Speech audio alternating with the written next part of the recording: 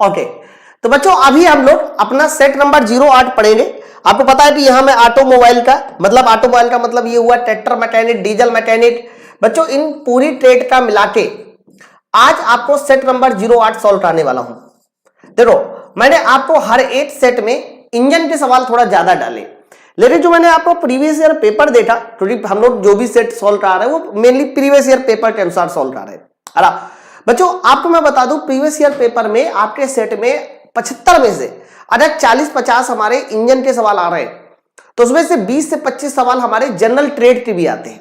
General trade में जैसे कि आपका मेट्रोलॉजी बहुत आता है, आपका वेल्डिंग के भी क्वेश्चन बहुत मिल रहे हैं मुझे, इसके अलावा आपको कटिंग टूल के भी क्वेश्चन मिल रहे हैं थोड़े बहुत, मतलब और मटेरियल वेरी इंपॉर्टेंट, मटेरियल के भी क्वेश्चन मिल रहे हैं।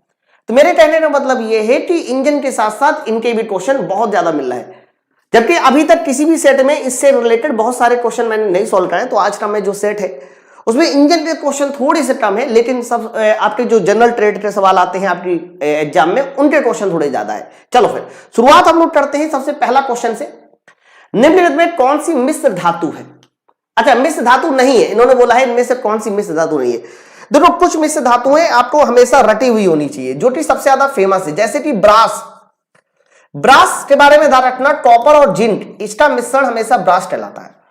बच्चों इसके बाद अगला नंबर बताइए क्या है? ब्रॉन्ज। ब्रॉन्ज ध्यान रखना, कॉपर और एसएन होता है, वेरी इंपॉर्टेंट ब्रॉन्ज, ठीक है, जिसको कांसा बोलते हो। इसके साथ साथ सबसे ज्यादा जो इंपॉर्टेंट है दोस्त मेरे वो जर्मन सिल्वर है। आप ये मान के चलो हर बार एग्जाम में जर्मन सिल्वर से क्वेश्चन आता ही आता है ना। तो जर्मन सिल्वर में बताइए क्या होता है? तो कॉपर होता है, जिंक होता है, निकेल होता है। तो कॉपर, जिंक और निकेल जर्मन सिल्वर में पाया जाता है। और एक बात हमेशा याद रखना, जर्मन सिल्वर में सिल्वर नहीं होता। क्या नहीं होता सर? सिल्वर नहीं होता। इसके अलावा और भी कुछ मिश्र धातु आपको याद करनी पड़ेगी, जैसे कि सोल्डर। सोल्डर में ध्यान रखना Pb प्लस SN होता है, लेड प्लस टिन होता है ना बच्चों। इसके अलावा आप लोगों को एक और बहुत इंपॉर्टेंट है जिसको बोलते हैं गन मेटल। गन मेटल भी बहुत ज्यादा पूछी जाती है। तो गन मेटल में क्या होता है सर? गन मेटल में होता है कॉपर, जिंक और SN। आप मेरी बात समझ पा रहे हैं ना? तो धातुओं के बारे में आप लोगों को एकदम डिटेल नॉलेज होनी चाहिए कि किस किस मटेरियल मिश्र धातु में कौन कौन सी कंपोजिशन पाया जाता है। ये देखो, इसके अलावा एक और आप लोग याद कर सकते हो, स्टेनलेस स्टील। बहुत पूछा जाता है स्टेनलेस स्टील के बारे में। स्टेनलेस स्टील सर क्या आता है स्टेनलेस स्टील में? तो कह देना इसमें आता है तुम्हारा निकेल, सर इसमें आता है क्रोमियम। बच्चों स्टेनलेस स्टील में थोड़ा सा आयरन भी होता है और हमारा कार्बन भी होता है। इसके अलावा एक और मिश्र धातु बहुत खतरनाक पूछी जाती है जिसको बोलते हैं हम लोग हाई स्पीड स्टील। क्या बोला जाता है sir? High speed steel, HSS। बच्चों इसमें कंपोजिशन कई बार पूछा जाता है, 18% टंगस्टन, 4% क्रोमियम, मेरे भाई 8% वेनेडियम। और इसमें कार्बन की मात्रा पूछी जाए कि कार्बन की मात्रा कितनी होती है, तो 0.7% कार्बन होता है। तो जितने भी आप लोगों के मिश्र धातुएं हैं उन मिश्र धातुओं के बारे में आप लोग याद जरूर कर लेना, इनसे क्वेश्चन आता है। सवाल ये था इनमें से कौन मिश्र धातु नहीं है ना बच्चों? स्टील मिश्र धातु होती है, ब्रास मिश्र धातु होती है, ब्रॉन्ज मिश्र धातु होती है। लेकिन देखो कॉपर मिश्र धातु नहीं है। कॉपर हमेशा याद रखना मिश्र धातु नहीं है सर, ये सिंगल धातु है। तो ऑप्शन नंबर डी वाले उत्तर के साथ जाने वाला है, कॉपर मिश्र धातु नहीं है, ठीक है। अब यहां पर एस्ट का क्वेश्चन आ गया, which of the following is a ore of copper. Copper के एस्ट बताइए। बच्चों मैं आप लोगों को कुछ एस्ट बताऊंगा, याद कराऊंगा, क्योंकि अल्टीमेट हम लोग आठवां सेट सॉल्व कर रहे हैं, है ना। तो मैं मान के ये चल रहा हूं कि आप लोगों के पास समय थोड़ा कम बचा है, इसलिए हर एक चीज को मैं एक्सप्लेन करने की कोशिश कर रहा हूं। सबसे पहले आयरन के एस्ट सुनिए, लोहे के एस्ट। बच्चों लोहे के एस्ट में सबसे पहला एस्ट आता है जिसका नाम है मैग्नेटाइट। मैग्नेटाइट याद रखना एक लोहे का एस्ट है ना। दूसरा लोहे का जो एस्ट आता है बच्चों उसका नाम है हेमेटाइट। हेमेटाइट। तीसरा बच्चों, तीसरा जो लोहे का एस्ट है उसका नाम आता है सिडेराइट। सिडेराइट। और इसके साथ साथ याद रखना एक और एस्ट याद कर लो जिसको बोलते हैं लिमोनाइट। क्या नाम बोलते हैं इसको? लिमोनाइट। लिमोनाइट। तो मेरे भाई याद रखिएगा आयरन के कितने एस्ट होते हैं? मेनली ये 4 एस्ट होते हैं, बहुत ज्यादा इंपॉर्टेंट है। इसी तरह से एल्यूमिनियम के एस्ट याद कर लो, एल्यूमिनियम के एस्ट मेरे भाई। अब एल्यूमिनियम के एस्ट सुनिए, है ना। अगर मैं आपसे पूछूं कि एल्यूमिनियम के एस्टर का नाम बताइए, तो बच्चों एल्यूमिनियम के एस्ट भी इंपॉर्टेंट है, जिसमें से सबसे पहला जो एस्ट बहुत ज्यादा इंपॉर्टेंट है जिसका नाम है बॉक्साइट। बॉक्साइट बहुत पूछा जाता है। दूसरा जो एस्ट है सर उसका नाम है कोरंडम। बॉक्साइट और कोरंडम ये हमारे किसके एस्ट होते हैं सर, ये एल्यूमिनियम के एस्ट होते हैं, बॉक्साइट कोरंडम, है ना। इसी तरह से कॉपर के एस्ट होते हैं, कॉपर ग्लांस, कॉपर पायराइट। तो इन्होंने बोला था कि कौन तांबे का एस्ट है, तो भैया हेमेटाइट कॉपर तांबे का नहीं है, बॉक्साइट तांबे का नहीं है, मैग्नेटाइट तांबे का नहीं है बच्चों। सबसे करेक्ट उत्तर जाएगा ऑप्शन नंबर सी के साथ, पायराइट के साथ। आप मेरी बात समझो, ओके। तो ये सब एस्ट जरूर याद कर लेना। अगला सवाल देखो क्या है, पिटवा लोहा का गलनांक क्या है। गलनांक भी पूछे जाते हैं धातुओं के, है ना। तो आपको गलनांक याद करने हैं। तो मैं सबसे पहले एक एक करके शुरुआत करता हूं बच्चों। जो हमारा रॉट आयरन होता है, रॉट आयरन, है ना, जिसको आप पिटवा लोहा बोलते हो, ये शुद्ध आयरन होता है, शुद्ध लोहा होता है। और शुद्ध लोहे का ध्यान रखना मेल्टिंग टेम्परेचर 1539 होता है बच्चों। ध्यान रखना रॉट आयरन बताइए कैसा लोहा होता है सर, ये हमारे एक तरह का शुद्ध लोहा होता है। और शुद्ध लोहे का गलनांक 1539 होता है बच्चों। जैसे इसमें थोड़ा सा कार्बन ज्यादा हो जाता है, थोड़ा सा कार्बन मिला देते हैं, जिसको आप बोलते हैं स्टील, या फिर आप चाहो तो इसको माइल्ड स्टील बोल दीजिए सर। माइल्ड स्टील का जो गलनांक होता है वो लगभग 1500 डिग्री सेंटीग्रेड, यानी कार्बन की मात्रा बढ़ाने से गलनांक कम हो जाता है। इसके बाद अगला जो आता है बच्चों वो क्या आता है सर, अगला आता है तुम्हारा कास्ट आयरन, है ना। अगर मैं पूछूं कास्ट आयरन का गलनांक कितना होता है तो कह देना ये होता है लगभग 1250 डिग्री सेंटीग्रेड। आप मेरी बात समझ पा रहे हो ना। तो पिटवा लोहा का गलनांक इन्होंने पूछा है, ऑप्शन नंबर हमारा ए वाला उत्तर जाएगा 1539। ठीक है, तो आप लोगों को गलनांक याद होने चाहिए कि किस लोहे का गलनांक कितना होता है ना। और कई बार भट्टियों के नाम भी पूछे जाते हैं कि किन लोहों को हम किस भट्टी में बनाते हैं, वो भी मैं अभी बताऊंगा।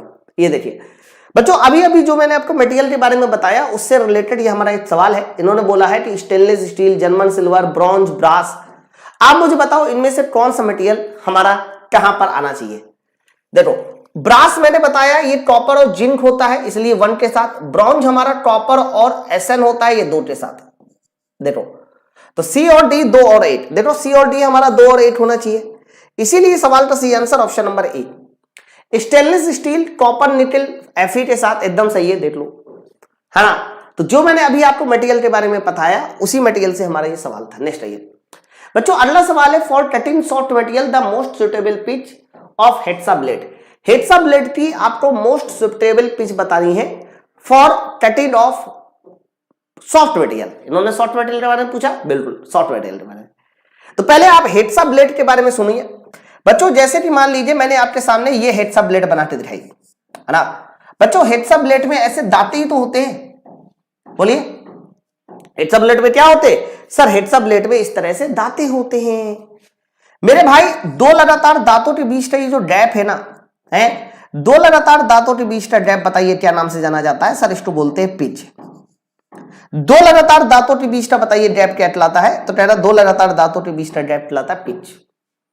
तो ये पिच कितनी रखेंगे सॉफ्ट मटेरियल के लिए, तो बच्चों ध्यान रखना सॉफ्ट मटेरियल के लिए जो पिच रखी जाती है वो 1.8 mm रखी जाती है ना। मैं आपको फिर से बता दूं, अगर मटेरियल हमारा कैसा है, सॉफ्ट है, मटेरियल कैसा है सर, मटेरियल सॉफ्ट है, तो बच्चों हमेशा याद रखना सॉफ्ट मटेरियल के लिए रखे जाने वाली जो पिच होती है वो ज्यादा होती है।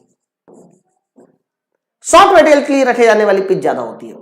लेकिन अगर यही मटेरियल कैसा हो जाए सर, यही मटेरियल हमारा हार्ड हो जाए, तो बच्चों ध्यान रखना हेक्सा ब्लेड की जो पिच हो जाती है वो कम हो जाती है। क्योंकि जब हार्ड मटेरियल होता है ना तो हमें ये जो दांते हैं ना, ये दांते पास पास करने होते हैं, थोड़ा छोटे करने होते हैं, है ना। तो जैसे ये दांते पास पास होंगे, छोटे छोटे होंगे, पिच ऑटोमेटिक कम हो जाएगी।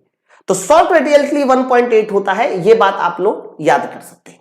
नेक्स्ट आइए, अब देखो यहां पर मैं आप लोगों को कुछ ब्लेड के बारे में समझा दूं। जैसे कि आप लोग यहां देखिए, यहां पर हेक्सा दिखाई दे आ रही बच्चों। आरी का ये वाला जो हिस्सा होता है, इस हिस्से को हम बोलते हैं फ्रेम, ये हमारा फ्रेम है ना बच्चों। आरी का ये हैंडल है जिसको आप पकड़ के आरी वो करते हो बच्चों। आरी में यहां पर एक नट लगाया जाता है जिसके बारे में आपसे एग्जाम में बहुत ज्यादा बार क्वेश्चन आया है ना बच्चों। पता है इस नट को क्या नाम से जाना जाता है सर, इस नट को बोला जाता है विंड नट, है ना, विंड नट। बच्चों इसी का एक और नाम भी होता है, याद रखना, इसी को हम लोग बोलते हैं फ्लाई नट। तो विट नट कहिए या फिर फ्लाई नट कहिए, एक ही बात है ना मेरे भाई। हमेशा इस बात को याद रखना, जो आरी की लंबाई कैलकुलेट की जाती है वो इस पॉइंट से इस पॉइंट तक कैलकुलेट की जाती है जहां पिन लगी होती है। नॉर्मली जो आरी की लंबाई होती है, अगर मैं आपसे पूछूं नॉर्मली आरी की लंबाई कितनी होती है, तो 100 mm से लेकर 300 mm के बीच, ये हम लोग किसी भी आरी की स्टैंडर्ड लेंथ होती है 100 mm से 300 mm के बीच, है ना। बच्चों याद रखना, ये जो आरी एक हैंड कटिंग टूल में आती है, और हैंड कटिंग टूल की ये आरी किस मटेरियल की बनाई जाती है, हाई कार्बन स्टील की बनाई जाती है। ओके, अब आ रही है, यहां पर दो बातें लिखी है, मैं आपको वहीं पर ये बात लिख दे रहा हूं, सुनिए ध्यान से एक मिनट। बच्चों सॉफ्ट मटेरियल के लिए पिच का मान ज्यादा होता है, सॉफ्ट मटेरियल के लिए पिच का मान 1.8 mm होता है, याद रखिएगा।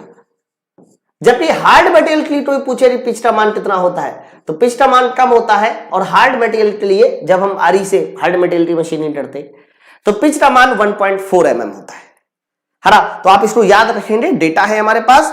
आगे बढ़ते हैं, अगला सवाल ये लीजिए, 6वां नंबर। बच्चों 6वां नंबर सवाल में बोला जा रहा है grade of knurls to refer, मतलब नर्लिंग क्यों की जाती है ना। देखो जब भी कभी नर्लिंग, सबसे पहला सवाल यहां पर सबसे ज्यादा डाउट में आता है कि नर्लिंग एक कैसा ऑपरेशन होता है, तो कहना नर्लिंग एक तरह का फॉर्मिंग ऑपरेशन होता है। फॉर्मिंग मतलब इसमें मटेरियल रिमूव नहीं होता, मैं पहले बता दूं, नर्लिंग एक तरह का फॉर्मिंग ऑपरेशन होता है ना। नर्लिंग जिस मशीन में करते हैं बच्चों, उसको बोलते हैं लेथ मशीन। नर्लिंग हमेशा लेथ मशीन में करते हैं। नर्लिंग करते क्यों है, तो कह देना नर्लिंग का मेन उद्देश्य होता है ड्रिप मजबूत करने में, ड्रिप मजबूत करने में, है ना। ड्रिप मजबूत करने का मतलब पकड़ मजबूत करने में। तो बच्चों पकड़ मजबूत करने के लिए हम लोग नर्लिंग चलते हैं। कभी आप देखिए, जहां आप कभी भी जाइए, जिम में जाइए, तो जिम में वाले जो हैंडल लगा होता है, रॉड रखी होती है उठाने वाली, उसके इधर और इधर जो है नर्लिंग होती है ना। बच्चों हमेशा याद रखना, जो नर्लिंग होती है वो दो तरह की होती है। एक ऐसी, ध्यान रखना, ऐसी नर्लिंग को बताइए हम किस नाम से जानते हैं, सर इसको बोलते हैं स्ट्रेट नर्लिंग, है ना। दूसरी जो नर्लिंग होती है वो इस तरह से होती है, ऐसे ऐसे। ध्यान रखना, इसे बताइए किस नाम से जाना जाता है, सर इसे बोलते हैं डायमंड नर्लिंग, डायमंड नर्लिंग, ठीक है। तो स्ट्रेट और डायमंड, तो दो तरह की नर्लिंग होती है। ऑप्शन नंबर ए वाला उत्तर होगा, एक स्ट्रेट, दूसरी मेरे भाई डायमंड। नेक्स्ट आइए अगला। बच्चों बोला जा रहा है dimension of nut is expressed, किसी नट की डायमेंशन हम किसके द्वारा एक्सप्रेस करते हैं। आपको पता है कि जब हम बोल्ट पहनाते हैं किसी में, तो पीछे से हमें नट लगाना होता है। हालांकि नट और बोल्ट के बीच में एक वाशर भी होता है। बच्चों ये जो नट है, नट ज्यादातर हेक्सागोनल शेप का होता है। अगर कोई आपसे पूछे कि नट का जो साइज होता है, या शेप बोलिए, साइज नहीं शेप, तो नट का जो शेप होता है जो पीछे से पहनाया जाता है, वो ज्यादातर कैसा होता है, हेक्सागोनल शेप का होता है। बच्चों नट का शेप तो हेक्सागोनल होता है, लेकिन इसका जो साइज है, मतलब उसका जो मोटाई है, बच्चों वो मोटाई कैसे डिसाइड होती है, सर वो डिसाइड होती है बोल्ट के नॉमिनल डायमीटर से, है ना। तो बोल्ट का जो नॉमिनल डायमीटर होता है दोस्त मेरे, उस नॉमिनल डायमीटर से हम लोग नट का साइज डिसाइड करते हैं। तो बोला जा रहा है ना, ढिबरी का आयाम कैसे डिसाइड होता है, तो बोल्ट के नॉमिनल व्यास से, है ना। इंपॉर्टेंट सवाल 8वां number, grade A comma V block बनाने के लिए हम किस सामग्री का प्रयोग करते हैं। सर ये वी ब्लॉक का सवाल है, और याद रखना जो वी ब्लॉक होता है ना, वो सर्कुलर जॉब को पकड़ता है ना। अगर मैं आपसे पूछूं कि वी ब्लॉक कैसा दिखाई देता है, सर वी ब्लॉक ऐसे दिखाई देता है, कुछ ऐसे ऐसे, और ये सर्कुलर जॉब को होल्ड करने के काम में आता है, पकड़ने के काम में आता है। वी ब्लॉक में ये एंगल भी कई बार पूछा जाता है, तो वी ब्लॉक में ये एंगल 90 डिग्री होता है। तो कोई पूछे कि वी ब्लॉक वृत्ताकार जॉब को पकड़ने के काम में आता है ना। हालांकि वी ब्लॉक का उपयोग हम लोग ड्रिलिंग में भी करते हैं, तो ड्रिलिंग प्रोसेस करते समय जॉब को पकड़ने के लिए वी ब्लॉक इस्तेमाल करता है। सर वी ब्लॉक दो तरह के होते हैं, सर एक आता है ए ग्रेड वाला वी ब्लॉक, दूसरा आता है बी ग्रेड वाला, है ना। याद रखना ए ग्रेड वाला जो वी ब्लॉक होता है वो 100 mm लंबाई का होता है, और बी ग्रेड वाला जो वी ब्लॉक होता है वो 300 mm लंबाई का होता है। बच्चों ध्यान रखना, है ना। जो ए ग्रेड वाला वी ब्लॉक है वो हाई क्वालिटी स्टील का बनाया जाता है, ये रिश्ता बनाया जाता है सर, ये बनाया जाता है हाई क्वालिटी स्टील का। जबकि 300 mm वाला बी टाइप वी ब्लॉक जो है ये कास्ट आयरन का बनाया जाता है। तो वी ब्लॉक अगर आपसे कोई एग्जाम में पूछे कितने तरह के होते हैं तो कहना है सर ये 2 तरह के होते हैं। इन्होंने ए वाला पूछा है तो आंसर इसका जाएगा हाई क्वालिटी स्टील के साथ। ऑप्शन नंबर हमारा सी वाला उत्तर सही होगा। नेक्स्ट बताओ 9वां नंबर बोला जा रहा है धातु काटने की प्रक्रिया में टूल को वर्क सरफेस से रगड़ने से कैसे रोके, है ना। हमेशा इस बात को याद रखना, जब भी कभी मशीनिंग होती है, जैसे कि मान लीजिए तुम्हारे पास ये कोई टूल है ना, और ये टूल किसी वर्क पीस में मशीनिंग प्रोसेस कर रहा है ना, और ये टूल इस तरह से आगे बढ़ रहा है ऐसे। तो बच्चों जब ये टूल ऐसे आगे बढ़ता है ना मेरे दोस्त, तो यहां पर एक एंगल दिया जाता है गामा, और याद रखना इसी गामा एंगल को बताइए किस नाम से जाना जाता है, क्लीरेंस एंगल के नाम से, है ना। ये एंगल क्यों देते हैं हम लोग सर, ये एंगल इसलिए दिया जाता है जैसे जैसे टूल आगे बढ़े तो ये इससे घिसे नहीं, अगर घिस दिया तो फिनिश होने वाली सरफेस खराब हो चुकी होगी। तो बच्चों उसी सरफेस को बचाने के लिए हम लोग ये एंगल देते हैं, दैट मींस क्लीरेंस एंगल देते हैं। लेकिन सवाल लिखा है ना धातु काटने की प्रक्रिया में टूल को वर्क सरफेस से रगड़ने से कैसे रोक सकते हैं, है ना। तो कहना रगड़ने से अगर रोकना है तो बच्चों ये जो एंगल है गामा, इस गामा को बढ़ा दो। जैसे ये एंगल गामा बढ़ जाएगा तो वो रुक जाएगा। तो आंसर बताइए क्या हो जाएगा, increase the clearance angle. Answer इसका ऑप्शन नंबर सी के साथ जाने वाला है, increase the clearance angle, option number C. Next है बताओ बेल्ट ड्राइव में ये जो पुली एक्स दिखाई गई है, बताइए इस पुली एक्स का नाम क्या है। ठीक है सर, बेल्ट ड्राइव में ये पुली एक्स क्या है, तो आप देखो चित्र में बेल्ट ड्राइव दिखाई गई है बच्चों, ये ड्राइवर बेल्ट है, ये ड्रिवन बेल्ट है, और ड्राइवर और ड्रिवन बेल्ट में तनाव को बढ़ाने के लिए एक हम लोग ने यहां पर एक पुली लगा रखी है बच्चों। इस पुली का बताइए नाम क्या होता है सर, इस पुली को बोलते हैं जॉटी पुली, है ना। ये कौन सी पुली है सर, ये जॉटी पुली है। ध्यान रखना जॉटी पुली का एक और नाम भी होता है, इसी को हम लोग आइडलर पुली के नाम से भी जानते हैं। ठीक है, तो ध्यान रखिएगा ये हमारी कौन सी पुली होती है सर, ये जॉटी पुली होती है, जो ड्राइवर और ड्रिवन के बीच में तनाव की वैल्यू को बढ़ा देती है, तनाव बढ़ा देती है ना, जिससे कि पावर ट्रांसमिशन हो सके। इसे जॉटी पुली कहते हैं, बिजली पुली। चलो नेक्स्ट आइए, अगला इंपॉर्टेंट सवाल कीजिए 11वां नंबर को, ये सबसे ज्यादा इंपॉर्टेंट सवाल है बच्चों। बोला जा रहा है एक बंधक, बंधक का मतलब वही फास्टनर, है ना। बच्चों इन्होंने एक फास्टनर का साइज दे रखा है, क्या दे रखा है फास्टनर का साइज M5, और आगे बताइए कितना लिखा है 0.8 ऐसे लिखा है। मैंने आपको हमेशा बताया है कि क्वेश्चन वेरी वेरी इंपॉर्टेंट है और इससे सवाल आता ही आता है, इसका नॉमेनक्लेचर समझना पड़ेगा। मैं फिर से बता दूं, यहां जो M होता है यह हमें टाइप्स ऑफ थ्रेड बताता है कि हमारी जो थ्रेड है वो कौन सी है, मैट्रिक थ्रेड है। 5 सर ये क्या बताता है सर, यह हमें साइज बताता है कि हमारी थ्रेड का साइज क्या है, या फिर सीधा सीधा आप बोल सकते हैं व्यास बताता है कि व्यास हमारा कितना है। और बच्चों ये क्या बताता है सर, ये बताता है हमारी पिच, ये हमारी पिच बताता है 0.8 mm। अब सवाल को पहले समझो कि सवाल कहना क्या जा रहा है बच्चों। सवाल ही बोला जा रहा है कि एक फास्टनर इतना इतना दिया गया है, यदि पेंच किए गए भाग की लंबाई 4 mm है, तो बताइए पेचों की संख्या क्या है। भाग की लंबाई 4 mm है। अब समझो बात को, जैसे कि मान लीजिए इस तरह से मैंने ऐसे चूड़ी बनाई, ऐसे चूड़ी बनाई, ध्यान सुनो बच्चों, इन्होंने साफ साफ बोला है कि पेंच किए गए भाग की जो लंबाई है वो कितने mm है, 4 mm है, ऐसा 4 mm है, ऐसा बोला जा रहा है। और आप लोग इस डायग्राम से ये देख सकते हैं कि पिच का मान 0.8 mm है, यहां से यहां तक की जो लंबाई है वो पिच है, और पिच का मान 0.8 mm दे रहा है। देखो तो फटाफट बोला जा रहा है कि चूड़ियों की संख्या या पेचों की संख्या बता दो, तो इसमें पेच कितने हैं। अरे मेरे भाई, एक पिच मतलब एक चूड़ी, तो ऐसे देख लो ना कितने पिच बनेंगे। तो मेरे भाई अगर मैं यहां चूड़ियों की संख्या पूछूं कि बताइए चूड़ी की संख्या कितनी होनी चाहिए, तो साफ साफ पता चल रहा है कि अगर आपको चूड़ी की संख्या निकालनी है सर, तो उसकी लंबाई में पिच का मान डिवाइड कर दो, हरा। तो जैसी लंबाई में पिच का मान डिवाइड करेंगे तो देखिए कितनी चूड़ी आ जाएंगी, तो 8 × 45 5 चूड़ी आ जाएगी। अब मेरी बात समझ पा रहे हो ना भाई। देखो अगर ये 4 mm है, 0.8 mm 0.8 mm 0.8 mm कितनी बार होगा, 5 बार होगा, तब 4 mm बनेगा।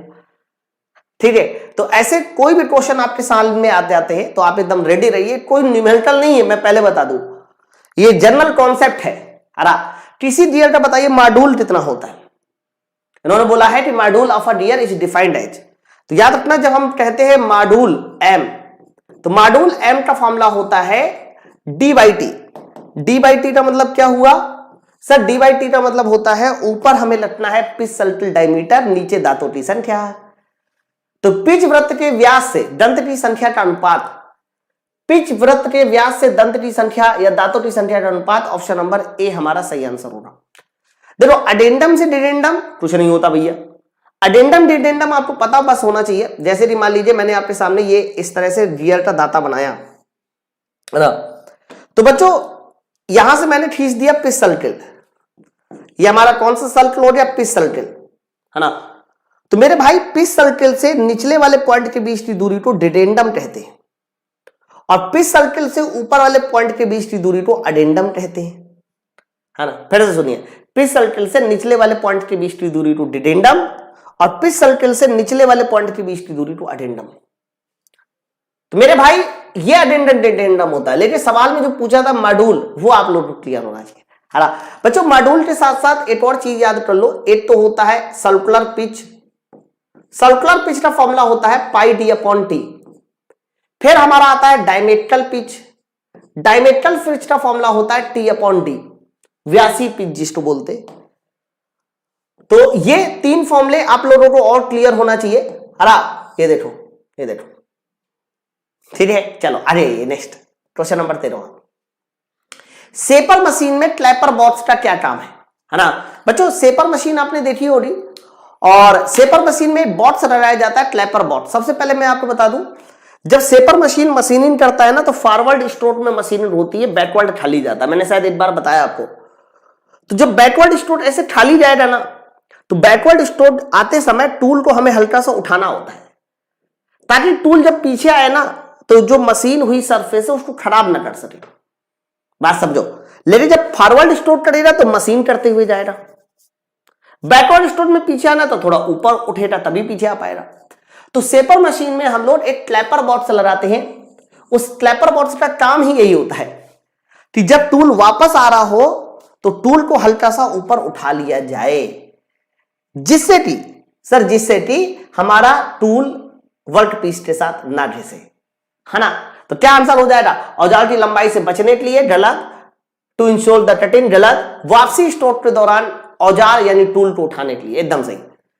वापसी स्ट्रोक में टूल को उठाने के लिए हम लोग क्लैपर बॉक्स का इस्तेमाल कर सकते हैं, ऑप्शन नंबर सी, है ना। कई बार ये क्वेश्चन ऐसे भी आंसर लिखा हुआ मिल जाएगा कि वापसी वाले स्ट्रोक में टूल और वर्क पीस के बीच गैप बनाने के लिए, क्लियरेंस बनाने के लिए, उठाने के लिए, कैसे भी आपसे सवाल पूछा जाए आप एकदम रेडी रहिए। सवाल देखिए क्या अगला 14, बेल्ट ड्राइव में जॉटी या आइडल पुली का क्या काम है? आइडल पुली मैंने बताया। तो बेल्ट ड्राइव में आइडल पुली का काम क्या होता है कि वो ड्राइवर और ड्रिवन पुली के बीच में कांटेक्ट बढ़ा देती है, पट्टे का कांटेक्ट बढ़ा देती है, जिससे पावर ट्रांसमिशन ज्यादा हो सकता है। पहला देखिए, संपर्क बढ़ाने में एकदम सही। बेल्ट का तनाव बढ़ाने में मेरे भाई जब कांटेक्ट बढ़ा देगा तो तनाव ऑटोमेटिक बढ़ जाएगा, है ना। और आगे लिखा है स्लैट। स्लैट का मतलब होता है ढीलापन। स्लैट का मतलब क्या होता है? ढीलापन। तो बेल्ट का ढीलापन घटाने में, अरे वही तो बात है, अगर बेल्ट का तनाव बढ़ाएगा तो ढीलापन तो घटेगा ही है। तो मेरे भाई इस सवाल का जो सही आंसर जाएगा वो ऑल ऑफ एबव के साथ जाने वाला है, ऑप्शन नंबर डी सवाल से उत्तर। नेक्स्ट आइए। हाँ, एक बार मैं इसको फिर से रिपीट करूंगा। मुझे लगता है कि आपको मैंने एक भी बार इसको पूरा नहीं पढ़ाया, तो मुझे समझाना है। बच्चों आप लोग जब ग्राइंडिंग प्रोसेस पढ़ते हो ना, तो ग्राइंडिंग प्रोसेस का नॉमेनक्लेचर में ऐसे कुछ संख्याएं लिखी होती है, A56, फिर K, फिर 5V, ऐसे लिखा है, और लास्ट में देखो 75 भी लिखा है। चलो 75 भी ले लेते हैं। अरे कभी भी आप ग्राइंडिंग व्हील को पढ़ो तो ग्राइंडिंग व्हील को पढ़ते समय इस तरह से हमारे सामने कुछ संख्याएं लिखी होती है, और बच्चों इन सब संख्याओं के अपने एक मतलब होते हैं, मैं बताता हूं। सबसे पहले ए का मतलब क्या होता है? हरा बच्चों, इस ए का मतलब होता है अपघर्षक के प्रकार। अपघर्षक का प्रकार कि कैसा आपने अपघर्षक यूज कर रखा है। हरा वो तुम्हारा जो है एल्यूमिनियम ऑक्साइड है, डायमंड है, टोरंडम है, कौन सा अपघटसट आपने यूज कर रखा है। ठीक है, इसी तरह से अगला जो नंबर है बच्चों, ये जो नंबर है ना, ये बताता है आपको ग्रेन साइज। ग्रेन साइज मतलब जो पार्टिकल यूज करे हैं, ग्रेन यूज करे हैं, वो किस ग्रेन के। फिर उसके बाद जो अल्फाबेट है, ये क्या बताता है बच्चों, ये बताता है आपके ग्राइंडिंग व्हील का ग्रेड, सॉफ्ट ग्रेड है, मीडियम ग्रेड है कि हाई ग्रेड है। बच्चों सॉफ्ट ग्रेड कहां से कहां तक आता है, तो अल्फाबेट में ए से लेके एच तक हमारा ध्यान रखना सॉफ्ट ग्रेड होता है। ठीक है, फिर आई से लेके पी तक, सर आई से पी तक हमारा जो भी ग्राइंडिंग व्हील होगा वो मीडियम ग्रेड का होगा, मीडियम, है ना। और फिर इसके बाद क्यू, क्यू से लेके जेड तक, सर क्यू से लेके जेड तक हमारा जो ग्राइंडिंग व्हील होगा वो हार्ड ग्रेड का होगा मेरे भाई। चलो 5 बताइए। सर अगर मैं 5 की बात करता हूं तो ये 5 क्या होना चाहिए, बहुत ध्यान सुनो, 5 क्या होना चाहिए, है ना। तो यहां पर ध्यान रखना, ये बताता है हमें स्ट्रक्चर के बारे में, स्ट्रक्चर के बारे में, है ना। 1 से 7 संख्या ध्यान रखना हमारा ओपन स्ट्रक्चर होती है, और 8 से 15 संख्या डेंस स्ट्रक्चर होती है। बस आप याद कर लो, ये स्ट्रक्चर बताता है। वी, सर वी बताता है हमें टाइप्स ऑफ बॉन्ड, यहां जो अल्फाबेट होगा वो टाइप्स ऑफ बॉन्ड बताएगा, मतलब विट्रीफाइड बॉन्ड है, सैलिड बॉन्ड है ना, रबर बॉन्ड है, कौन सा बॉन्ड है, टाइप्स ऑफ बॉन्ड हमारा ये अल्फाबेट बताता है। और लास्ट वाला जो है ना, ये एक तरह का कह सकते हो मैन्युफैक्चरर कोड होता है भाई, जिस भी मैन्युफैक्चरर ने काम किया है उसका कोड होता है ना। तो मेरे दोस्त बताइए सवाल का सही आंसर किसके साथ जाने वाला है। इन्होंने किसके बारे में बोला था, 56 के बारे में। ड्रेन साइज है, ड्रेन साइज को ही हम लोग ग्रिड साइज भी कहते हैं, डायरेक्टर ड्रेन साइज को ही हम लोग ग्रिड साइज के नाम से भी जानते हैं, है ना। चलो तो मतलब ये है कि आप डिटेल इसकी ज्यादा बहुत ज्यादा तुम्हारे एग्जाम में नहीं आएगी, लेकिन आप लोगों को इतना पता होना ही चाहिए जितना मैंने बताया। नेक्स्ट आइए 16वां, बीआईएस सिस्टम में फिट कितने तरह की होती है बच्चों। ध्यान रखना बीआईएस सिस्टम में 3 तरह की फिट होती है। सबसे पहली होती है क्लीयरेंस, ट्रांजिशन, इंटरफ्रेंस, है ना। तो ये ध्यान रखना बीआईएस सिस्टम में 3 तरह की फिट होती है, क्लीयरेंस, इंटरफ्रेंस, ट्रांजिशन फिट, है ना। तीनों के बारे में आप लोगों को एक्सप्लेन कर चुका हूं। नेक्स्ट आइए बच्चों, अगला सवाल है 17वां नंबर, काउंटर बोरिंग किसके लिए की जाती है। काउंटर बोरिंग की बात हो रही है यहां पर। तो सर जब काउंटर बोरिंग की बात होती है, काउंटर बोरिंग है ना, तो ये पहले ये वाला होल देखिए क्या है सर, इसको बोलते हैं काउंटर बोर होल। क्या नाम से जाना जाएगा इसको, सर इसको बोला जाएगा काउंटर बोर, काउंटर बोर। लेकिन ध्यान रखना अगर इसका नाम पूछा जाए, इसका नाम क्या है, तो जब ऐसे शंक्वाकार आकृति बना देते हैं, तो शंक्वाकार आकृति बनने के बाद इसको बोलते हैं काउंटर सिंक, काउंटर बोल, काउंटर सिंक। तो हम लोग ये काउंटर बोल और काउंटर होल सिंक क्यों बनाते पता है, ताकि इसमें जब हम कोई भी पेंच लगाए तो पेंच का जो सिरा है, हेड है ना भाई, जैसे कि मान लीजिए हमारे पास ये पेंच है, ऐसे ये पेंच है, तो बच्चों पेंच का जो हेड है ना, ये हेड, इस हेड को इसके अंदर छुपाया जा सके, इसीलिए हम लोग इसमें काउंटर बोर्ड, काउंटर सिंक करते हैं, है ना। तो बोला जा रहा है काउंटर बोर्ड किस लिए किया जाता है, तो पहला आंसर है डी, बोर इन, होल इन गलत है बच्चों। इसका सही आंसर जाएगा सॉर्टेड हेड स्क्रू को समायोजित करने में, सॉर्टेड हेड स्क्रू को समायोजित करने में ऑप्शन नंबर हमारा डी सवाल का सही उत्तर होना चाहिए। नेक्स्ट ये लीजिए, आपको 5 मीटर लंबाई के कान के टुकड़े पर एक सपाट सतह में मशीनिंग करनी है, तो बताइए कौन सी मशीन सुनोगे बच्चों। साफ साफ लिखा है सपाट सतह, प्लेन सरफेस, और प्लेन सरफेस 5 मीटर लंबी है। तो मेरे भाई जब भी कभी सतह बहुत ज्यादा लंबी होती है और अगर उसमें मशीनिंग करनी होती है, मतलब क्षैतिज सतह में मशीनिंग करनी होती है और लंबी क्षैतिज सतह में मशीनिंग करनी होती है, वहां हम प्लेनिंग मशीन यूज करते हैं। कौन सा, प्लेनिंग। देखो प्लेनिंग मशीन क्षैतिज सतह में मशीनिंग करती है, हॉरिजॉन्टल, लेकिन इसमें जो सतह होनी चाहिए वो कैसी होनी चाहिए, बहुत लंबी होनी चाहिए, लार्ज होनी चाहिए। स्लॉटिंग बच्चों ध्यान रखना, स्लॉटिंग जो होती है वो वर्टिकल सरफेस में मशीनिंग करती है, वर्टिकल स्लॉट बनाना। तो आंसर ऑप्शन नंबर ए के साथ जाने वाला है। हाँ इसको थोड़ा समझो, सवाल क्या बच्चों, यहां बोला जा रहा है एक छेद जिसका निचला विचलन शून्य है, मतलब पहले तो इन्होंने होल कह दिया और फिर दूसरी बात बोल दी उसका लोअर डेविएशन 0 है, यहीं से सवाल सॉल्व हो गया, है ना। एक तो उन्होंने होल कह दिया, होल के बाद बोल दिया लोअर डेविएशन 0। ये देखिए जैसे मान लीजिए मैंने आपके सामने यहां पर एक बेसिक साइज लाइन बनाई, ये हमारी लाइन किसकी है सर, ये लाइन हमारे पास बेसिक साइज लाइन है, ये बेसिक साइज लाइन है। चल बेटा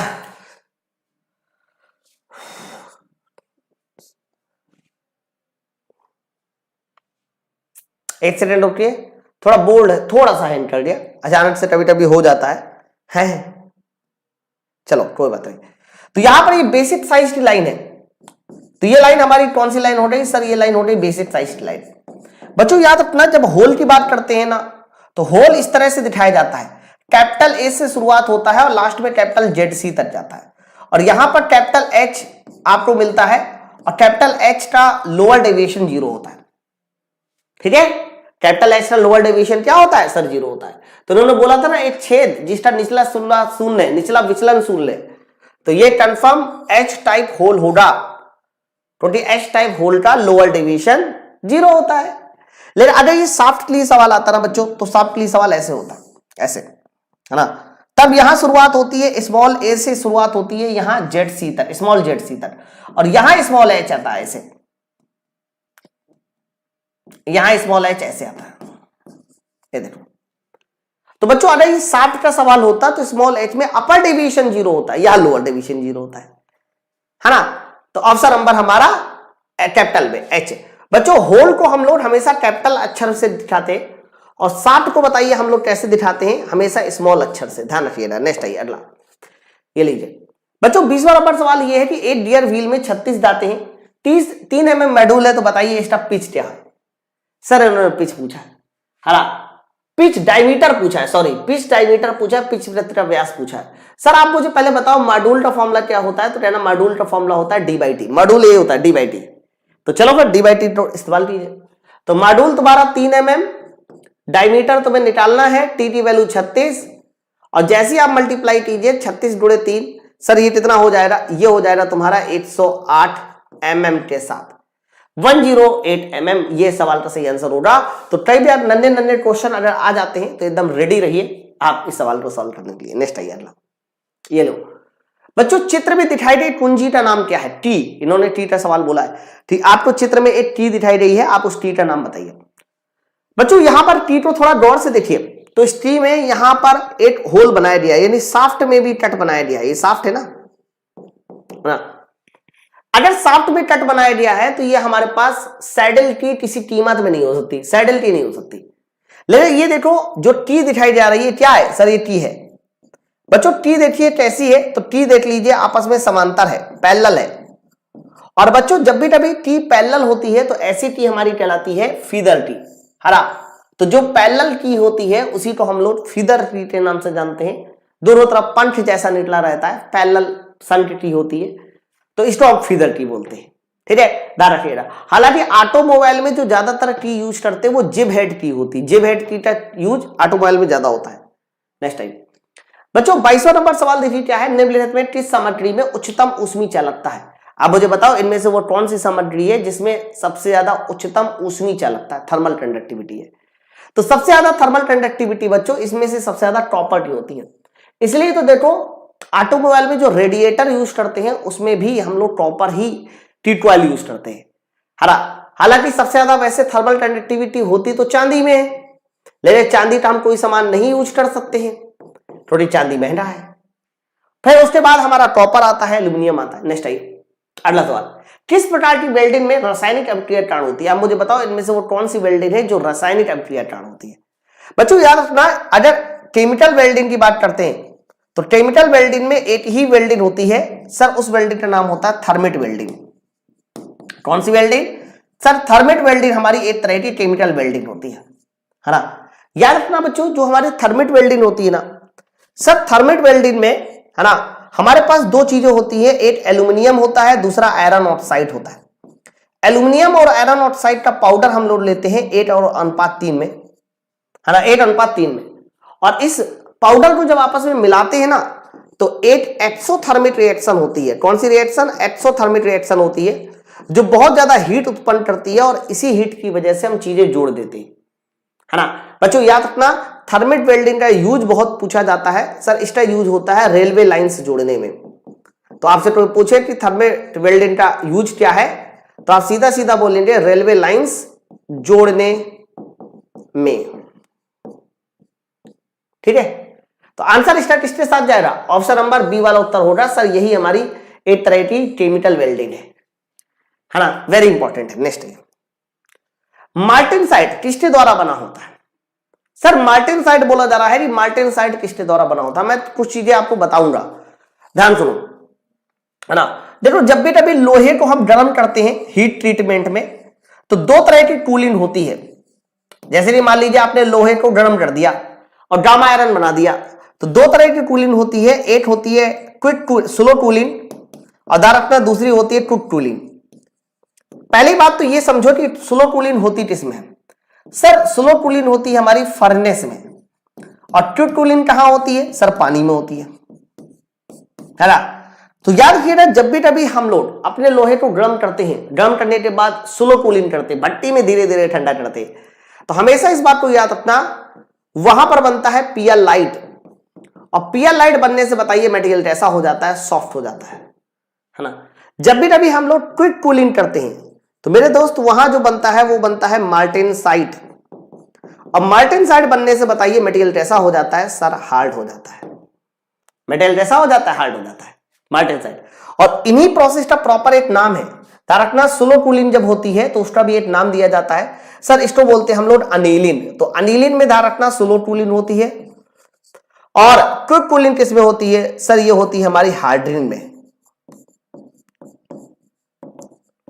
ओके, तो आप लोग को ये दो डेटा याद होने चाहिए। सवाल में देखो लिखा आता मार्टेनसाइट कब बनता है, तो क्या देना मार्टेनसाइट हमारा तब बनेगा जब आप क्वेंचिन कराओगे। क्या कराओगे? क्वेंचिन कराओगे। ऑप्शन नंबर ए सवाल का सही आंसर है, जब आप तेजी से ठंडा कराओगे।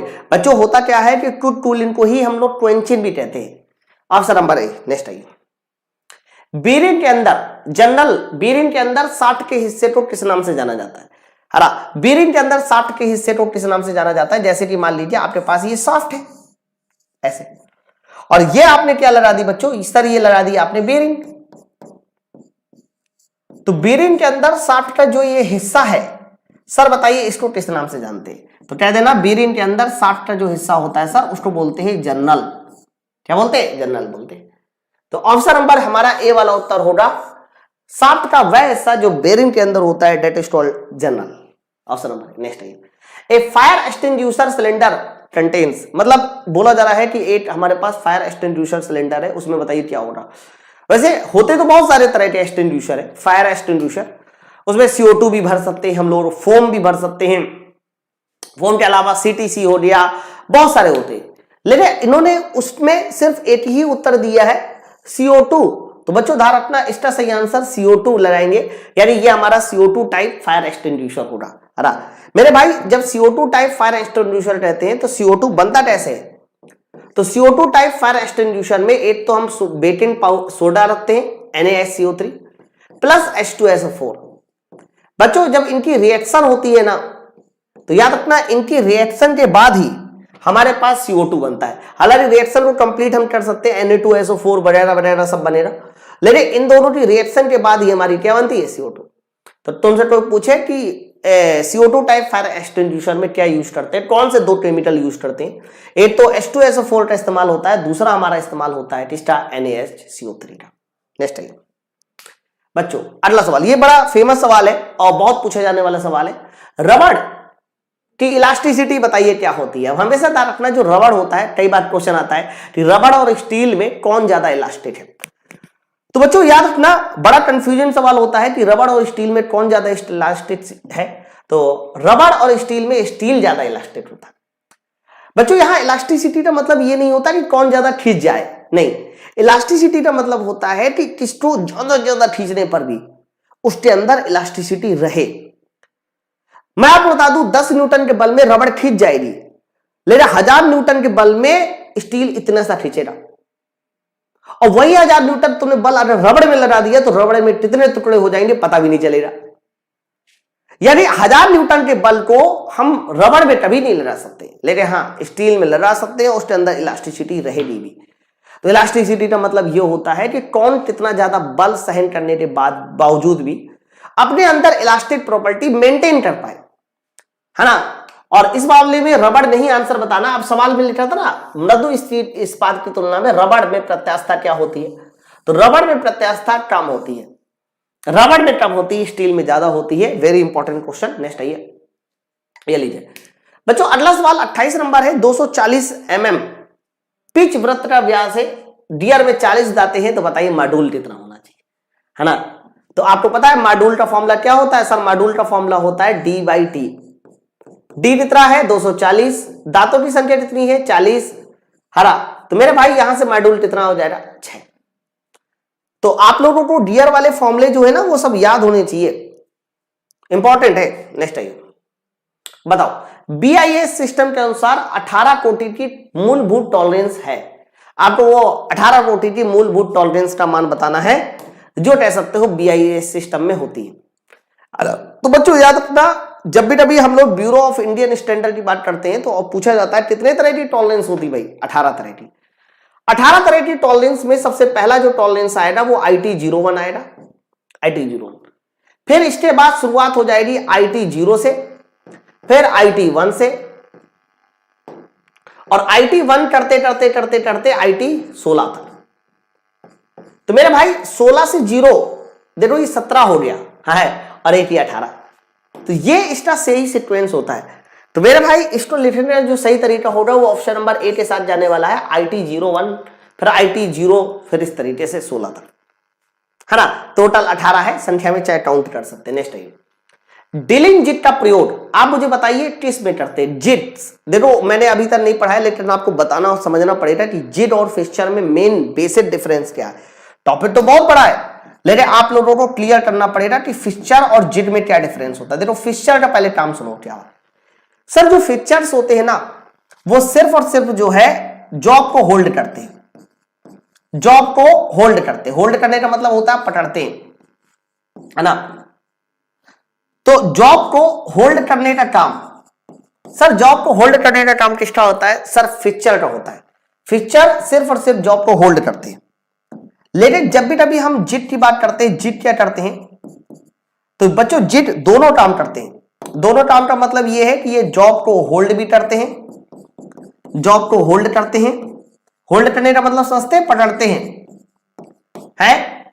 और इसके साथ साथ जो है टूल को गाइड भी करते हैं, और टूल को गाइड करते हैं।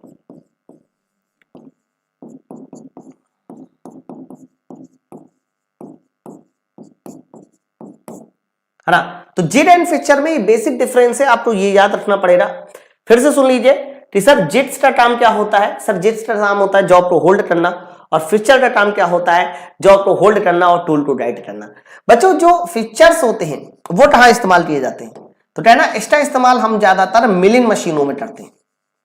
मिलिंग के साथ साथ इसका इस्तेमाल हम लोग ज्यादातर, ड्रिलिंग नहीं बोलिए है, ग्राइंडिंग बोलिए। मिलिंग और ग्राइंडिंग में हम लोग फिक्सचर्स इस्तेमाल करते हैं। लेकिन जिट्स का इस्तेमाल मेनली कहां करते हैं, तो कह देना इसका इस्तेमाल मेनली ड्रिलिंग मशीनों में करते हैं, बोरिंग मशीनों में करते हैं जिट्स। ओके, बस इतना ही सफिशिएंट है, आप लिख लिया। सवाल था कि ड्रिलिंग जिट का प्रयोग क्या है, तो ध्यान रखना ड्रिलिंग जिट का प्रयोग रिपेयरिंग वर्क में भी होता है। कई बार हमें होल्स बनाने होते हैं और हमें गाइड करने की जरूरत पड़ती है। प्रोटोटाइप वर्क, प्रोटोटाइप का मतलब हो गया किसी स्पेशल वर्क में भी होता है। मास प्रोडक्शन में तो होता ही होता है। तो याद रखिएगा इन सभी कामों में हम लोग किसका इस्तेमाल करते हैं सर, जिट्स का इस्तेमाल करते हैं, ऑप्शन नंबर डी।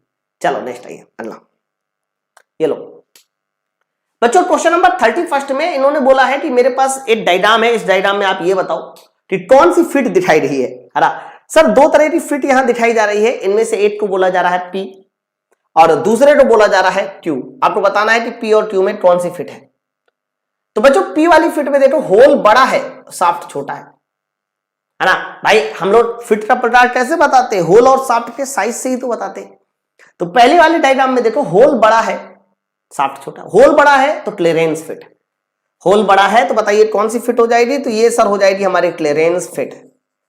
और यहां पर आप गौर से देखिए तो होल छोटा है, तो होल छोटा है तो बताइए कौन सी फिट हो जाएगी सर, ये हो जाएगी इंटरफ्रेंस फिट।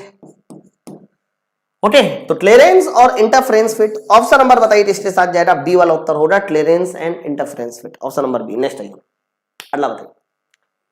हाँ, यूनिट ऑफ एनर्जी, एनर्जी की यूनिट बताइए, है ना। तो बच्चों ध्यान रखना, जब बेटा भी आपसे एनर्जी की यूनिट पूछी जाए कि एनर्जी की यूनिट क्या होती है, तो कहना एनर्जी की यूनिट होती है जूल, जूल, ये हमारी एनर्जी की यूनिट होती है ना। हालांकि और भी बहुत सारी यूनिट होती है, लेकिन मेन जूल होता है। और एक और यूनिट होती है कैलोरी। तो एक कैलोरी में भी अगर कोई तुमसे पूछे कितना जूल होता है, सर एक कैलोरी में 4.2 जूल होता है ना। तो सवाल का सही उत्तर हमारा किसके साथ जाएगा, ऑप्शन नंबर डी के साथ जाने वाला है, जूल के साथ जाएगा। नेक्स्ट आइए, यूनिट ऑफ करंट, इन्होंने बोला है कि बताइए इनमें से कौन सी करंट की यूनिट है। तो वोल्ट, ओम, एम्पियर, सारी यूनिट देखो क्लियर होना चाहिए, बेसिक है ना। इसका सही आंसर जाएगा एम्पियर के साथ, कि करंट की यूनिट एम्पियर होती है। और आई बराबर बताइए फॉर्मूला क्या होता है, V डिवाइड बाई आर। आई बराबर फॉर्मूला क्या होता है, V डिवाइड बाई आर। ये हमारे कह सकते हो करंट की यूनिट है, आई बराबर V बटे आर। नेक्स्ट है, रिवेट छिद्र से प्लेट कोर की न्यूनतम दूरी कितनी है। जैसे कि मैंने आपसे कहा कि मेरे पास ये कोई प्लेट है, और बच्चों इस प्लेट में मैंने क्या बना दी, सर इस प्लेट में मैंने बना दिया रिवेट, ऐसे ऐसे। तो जब भी कभी हम रिवेट लगाते हैं ना, तो ध्यान ये रखना है आपको कि रिवेट लगाते समय इसकी मिनिमम डिस्टेंस सेंटर किनारे से जरूर होनी चाहिए। देखो ये रिवेट एकदम किनारे पे नहीं लगाई जा सकती, अगर एकदम किनारे पे लगा दिया तो रिवेट हमारी किनारे से फट भी सकती है, प्लेट फट सकती है, रिवेट नहीं प्लेट। मान लीजिए आपने होल यहां से किया होता, तो प्लेट का फटना निश्चित है मेरे भाई। इसीलिए ये मिनिमम डिस्टेंस एक दी जाती है जिससे कि प्लेट ना फट सके, और ये मिनिमम डिस्टेंस कितनी होती है, 2d। ये मिनिमम डिस्टेंस कितनी होती है, 2d होती है। तो the minimum distance from the rivet hole, हरा, और rivet hole centre to the plate edge, 2d। इसको एज डिस्टेंस के नाम से भी जानते हैं, एज डिस्टेंस 2d। नेक्स्ट आइए बच्चों, अगला सवाल है 35 नंबर, गैस वेल्डिंग में प्रयोग किए जाने वाले गैस का मिश्रण बताइए। गैस वेल्डिंग में हम कौन सी गैस प्रयोग करते हैं, है ना। तो बच्चों जब भी कभी गैस वेल्डिंग की बात करेगा कि गैस वेल्डिंग में कौन सी गैस प्रयोग की जाती है, तो कहना गैस वेल्डिंग में हम लोग ऑक्सीजन और एसिटिलीन इन दोनों का मिश्रण यूज करते हैं। ठीक है, तो ऑप्शन नंबर हमारा किसके साथ जाएगा, सी वाला उत्तर जाएगा, ऑक्सीजन एसिटिलीन। कलर, सिलेंडर के कलर जरूर याद कर लो बच्चों। ऑक्सीजन का जो कलर होता है वो ब्लैक होता है सिलेंडर का, है ना। और एसिटिलीन का जो होता है वो कैसा होता है, मेहरून होता है, ये भी बहुत आता है, मेहरून। नेक्स्ट आइए अगला 36 नंबर बच्चों। 36 नंबर बोला जा रहा है, state which of the following is used for permanent fastening. आप मुझे बताओ इनमें से कौन परमानेंट फास्टनिंग है। परमानेंट मतलब जो जुड़ा रहे, हालांकि देखो स्टड, स्टड परमानेंट नहीं हो सकता, हम खोल के अलग भी कर सकते हैं पेस्टेस की सहायता से। की तो भी अलग किया जा सकता है, पिन को भी अलग किया जा सकता है। रिवेट बच्चों, इन सभी की तुलना में हम रिवेट को परमानेंट फास्टनिंग जरूर कह सकते हैं। हालांकि जो रिवेट आता है वो सेमी परमानेंट में आता है, लेकिन ऊपर वाले तो सारे के सारे टेम्परेरी है, स्टड, की, पिन, इनको सबको खोला जाता है ना। तो इनकी तुलना में रिवेट को हम बाकायदा परमानेंट बोल सकते हैं, इसीलिए सवाल का सही उत्तर ऑप्शन नंबर डी। नेक्स्ट है, गन मेटल में बताइए कौन सी धातु मौजूद होती है। गन मेटल की बात कर रहा है यहां पर,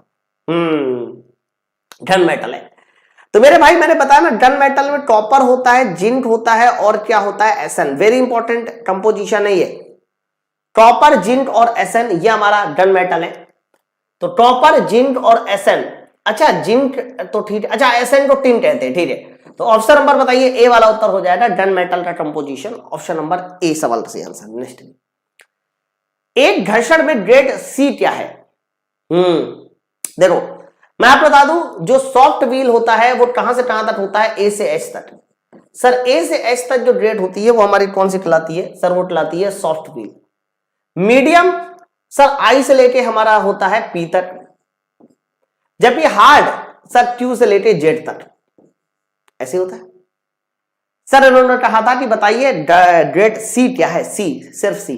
तो मेरे दोस्त सी जो है वो किसमें जाएगा, तो उसका देना सी ए से एच के बीच में होगा, और ए से एच के बीच में सी होगा। तो मेरे दोस्त इस सवाल का सही उत्तर ऑप्शन नंबर ए होगा, सॉफ्ट ग्रेड। नेक्स्ट है, लौ कार्बन आरेख में, है ना, चित्र में क्षैतिज अक्ष पे क्या बताया जाता है। आयरन कार्बन इक्विलिब्रियम डायग्राम का क्वेश्चन है। देखो जैसे कि मान लीजिए मैंने आपके सामने ये आयरन कार्बन इक्विलिब्रियम डायग्राम बना दिया बच्चों। जैसे मैंने आयरन कार्बन इक्विलिब्रियम डायग्राम बनाया तो वाई एक्सिस में मैंने बताइए क्या ले लिया, टेम्परेचर को, और एक्स एक्सिस बताइए क्या ले लिया, परसेंटेज ऑफ कार्बन को। ठीक है बच्चों, याद रखना ये आयरन कार्बन इक्विलिब्रियम डायग्राम याद करो, इस तरह से कुछ आया था, ऐसे ऐसे ऐसे आया था ना। तो ये जो एक रफली डायग्राम मैंने बताया, ये डायग्राम जो है आयरन कार्बन इक्विलिब्रियम का आया था, और यहां जो एक टेम्परेचर मिला था जिसे लोअर क्रिटिकल टेम्परेचर कहते हैं 723 डिग्री सेंटीग्रेड। अब इन्होंने क्वेश्चन में बोला है कि बताइए क्षैतिज अक्ष पे क्या दर्शाया जाएगा। अरे मेरे दोस्त, क्षैतिज अक्ष पे परसेंटेज ऑफ कार्बन होता है ना, और ऊर्ध्वाधर अक्ष पे टेम्परेचर। तो इस सवाल का सही आंसर ऑप्शन नंबर बी वाला उत्तर जाएगा कि क्षैतिज अक्ष में सर परसेंटेज ऑफ कार्बन होता है, बी आंसर। नेक्स्ट है बच्चों, बोला जा रहा है white metal is an alloy, white metal is an alloy, है ना। व्हाइट मेटल बताइए इनमें से कौन सा एलॉय है। ओके बच्चों, व्हाइट मेटल, ठीक है बच्चों, व्हाइट मेटल को हम एक नाम से और जानते हैं, बेबेट मेटल भी कहते हैं, है ना। ध्यान रखना, व्हाइट मेटल का ही दूसरा नाम बताइए क्या है, बेबेट मेटल। ध्यान रखना, बेबेट मेटल की क्या बनाई जाती है बच्चों, इसकी बेरिन बनाई जाती है, और कौन सी बेरिन बनाई जाती है ये भी क्लियर करना पड़ेगा। तो कहना बेबेट मेटल की बनाई जाती है बच्चों एंटी फ्रिक्शन बेरिन। ठीक है, तो बेबेट मेटल की क्या बनाई जाती है, एंटी फ्रिक्शन बेरिन बनाई जाती है, एंटी फ्रिक्शन बेरिन। और एंटी फ्रिक्शन बेरिन में हमारा कह सकते हो एंटीमनी तो होना जरूरी है, एंटीमनी जिसको आप एसबी से शुरू करते हैं। तो एंटीमनी, कॉपर, टिन और एंटीमनी, कॉपर, एसएन और एंटीमनी। बच्चों ध्यान रखना, ये हमारे बेबेट मेटल का कंपोजिशन है, और इसी को व्हाइट मेटल भी कहते हैं। बेबेट मेटल को ही व्हाइट मेटल कहते हैं। Option number A. नेक्स्ट है ये लो, 41 नंबर सवाल देखिए क्या बोला जा रहा है सर। 41 नंबर सवाल ये है कि होल बेसिस सिस्टम में आपको बताना है कि किस प्रकार के सुराखों का निम्नतम विचलन 0 है उसी तरह का सवाल, लेकिन पूछे जाने का तरीका अलग है। तो होल बेसिस सिस्टम में न्यूनतम डेविएशन 0 किसमें होता है बच्चों, एच वाले में होता है। ये बात मैंने आपको बता रखी है ना। याद रखना, होल को कैपिटल से शो करते हैं और शाफ्ट को स्मॉल से। हाँ, एक दो सवाल इस तरह के मुझे बताने हैं आज के लेक्चर में। जैसे सवाल में लिखा है माइक्रोन में ग्रेड N1 का रुक्षता मान क्या होना चाहिए, RA क्या होना चाहिए। पहले मैं दो चार चीजें अब इसमें समझाऊंगा आप लोगों को, सुनिए बच्चों। याद रखना, यह सवाल सरफेस फिनिश का है, और RA को जो बोलते हैं सर, क्या बोलते हैं कि सर RA को बोला जाता है रफनेस वैल्यू। RA को किस नाम से जाना जाता है सर, RA को बोला जाता है रफनेस वैल्यू। ठीक है, अब जो बात मैं बता रहा हूं उसको ध्यान से सुनो। देखो, जैसे कि मान लीजिए तुम्हारे पास कोई भी सतह है, मान लीजिए मेरे सामने ये मोबाइल रखा है मेरा, मैं इस मोबाइल को देख रहा हूं और मैं कह रहा हूं मोबाइल मेरा बहुत स्मूथ है। तो मेरे दोस्त ये दिखने में तो बहुत स्मूथ है, लेकिन एक्चुअल में स्मूथ नहीं होता। एक्चुअल में जब माइक्रोस्कोपिक स्टडी करते हैं तो इसमें इस तरह से उतार चढ़ाव मिलते हैं, ऐसे उतार चढ़ाव, है ना बच्चों। ये जो उतार चढ़ाव मिलते हैं, इन सभी उतार चढ़ाव का एक एवरेज होता है, और उसी एवरेज मान को हम लोग रफनेस वैल्यू के नाम से भी जानते हैं। कई बार हम लोग इसको एवरेज रफनेस भी कहते हैं, है ना। तो एवरेज का हमने ए ले लिया, रफनेस का आर ले लिया, तो क्या नाम दे दिया, RA। ठीक है, तो यह हमारा इसका एवरेज जो होता है बच्चों, उस एवरेज को बोला जाता है एवरेज रफनेस। कितनी ऊंचाई है, हालांकि ये एवरेज रफनेस किसमें शो की जाती है, तो कह देना ज्यादातर ये शो की जाती है माइक्रोमीटर में। किसमें, माइक्रोमीटर में, है ना।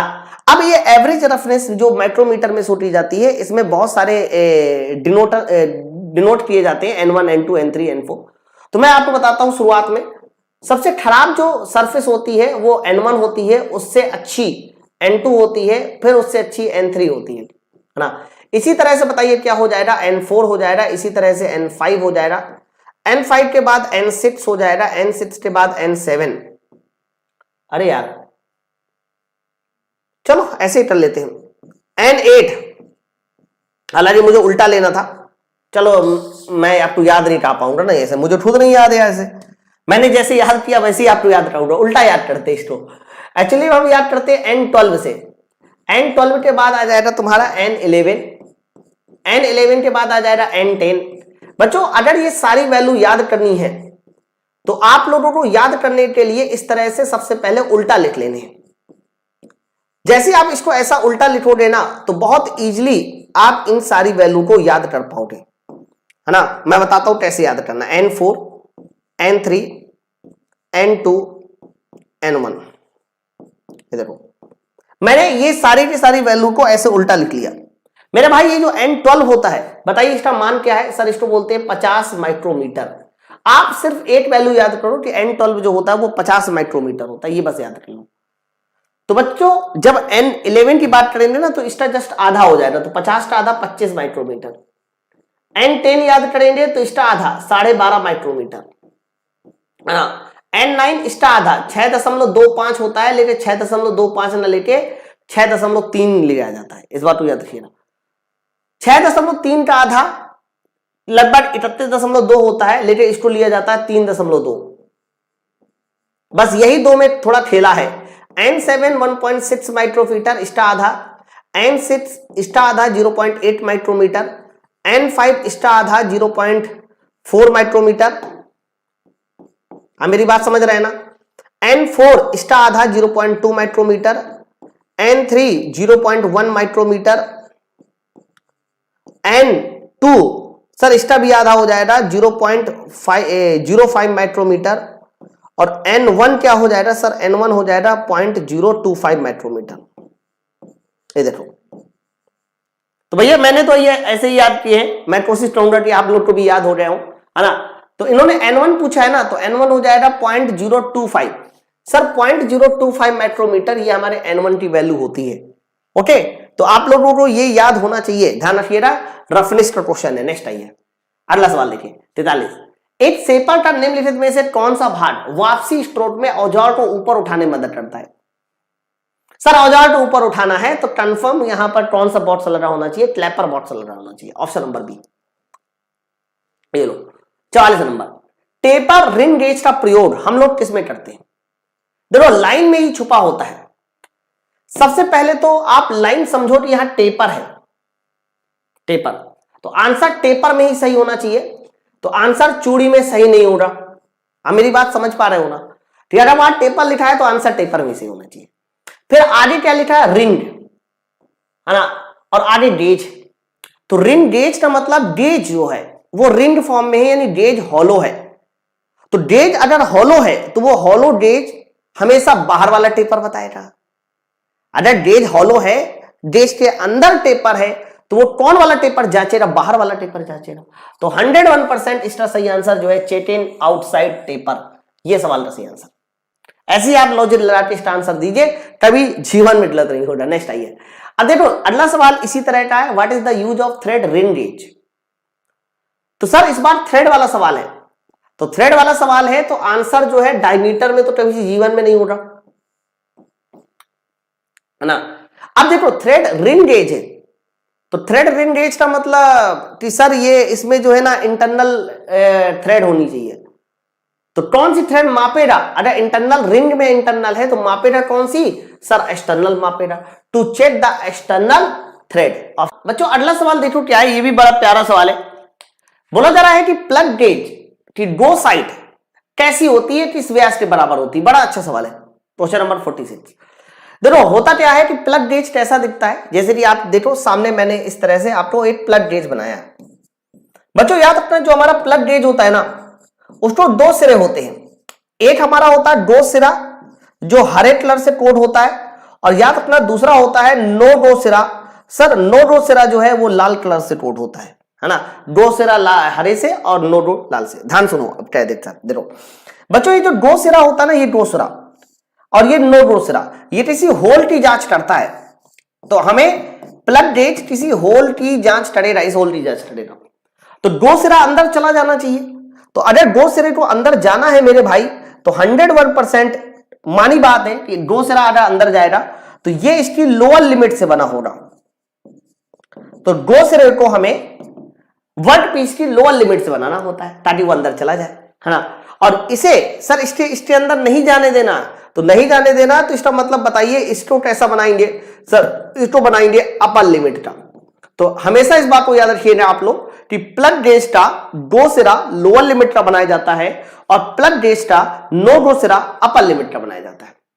तो प्रश्न ये था ना, प्लग गेज का डो साइड किसके बराबर होता है? सर डो साइड जो बराबर होगा वो होल के कम से कम साइज के बराबर होगा, होल की लोअर लिमिट के बराबर होगा। ऑप्शन नंबर हमारा ए वाला उत्तर इस सवाल का सही आंसर है। तभी तो जाएगा। नेक्स्ट चाहिए 47। बच्चों 47 नंबर ये है कि आकार और उसके संगत मूल आकार के बीच बीजगणितीय अंतर क्या होता है।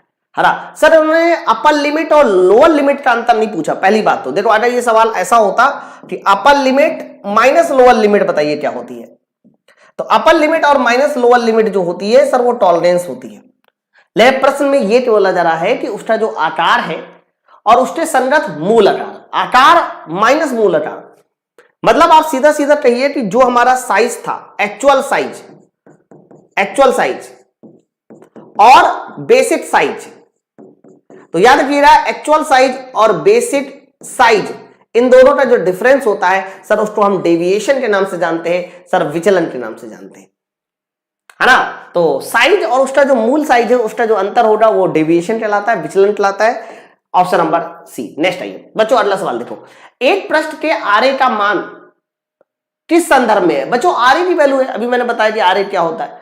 सर आरे जो है वो एवरेज सरफेस रफनेस होता है ना, एवरेज सरफेस रफनेस होता है। तो इस सवाल का सही आंसर जाएगा roughness of surface. Option number हमारा सी आंसर। नेक्स्ट आइए, चित्र में बताइए किस तरह की फिट दिखाई रही है ना। बच्चों फिर से मैं बता दूं, जब भी कभी आपका होल बड़ा हो तो क्लियरेंस, शाफ्ट बड़ी हो तो इंटरफेरेंस, और जब कुछ होल बड़े होते हैं और कुछ शाफ्ट भी बड़ी होती है तो उसको बोलते हैं ट्रांजिशन, है ना। आप जैसे कि वाले डायग्राम में देखिए तो ये जोन दिखाया गया है हमारे होल का, और ये जोन किसका दिखाया गया है सर, ये जोन दिखाया गया है शाफ्ट का। देख लो तो ये ऊपर वाला होल नीचे वाला शाफ्ट। अब देखो होल का जोन ये है ऐसा और शाफ्ट का जोन ऐसा है। तो मेरे भाई ये देखो कुछ होल बड़े हैं शाफ्ट से और कुछ शाफ्ट भी बड़ी हो सकती है होल से, इसीलिए ऐसी फिट को बताइए हम किस नाम से जानेंगे सर, इसको बोला जाता है ट्रांजिशन फिट। ऑप्शन नंबर हमारा सी उत्तर सही होगा। नेक्स्ट आइए, ये लीजिए 50 number, the distance moved by a nut one rotation, एक रोटेशन में चली हुई दूरी को बताइए क्या बोलते हैं। जैसे कि आपने बोल्ट लगाया और बोल्ट के बाद आपने नट पहनाया, तो नट जब घूमता है तो एक राउंड में दूरी तय करता है ना, तो एक राउंड में तय की गई दूरी किस नाम से जानी जाती है। तो बच्चों याद रखना जब नट को एक राउंड घुमाते हैं तो एक राउंड में तय की गई दूरी लीड कहलाती है। क्या कहलाती है? लीड कहलाती है। Option number B. नेक्स्ट आइए अगला 51 नंबर, गेज को घिसने से बचाने के लिए उसे मापने वाली सतह पर किसकी परत चढ़ाई जाती है। देखो एक चीज हमेशा याद रखना, मैं आपको बता देता हूं, समझो ध्यान से। जो हमारा वर्कपीस होता है उसको जांचने का काम करता है गेज, वर्कपीस को जांचने का काम करता है गेज, और गेज को जांचने का काम कौन करता है, तो कह देना गेज को जांचने का काम करता है तुलनित्र, कॉम्परेटर, है ना।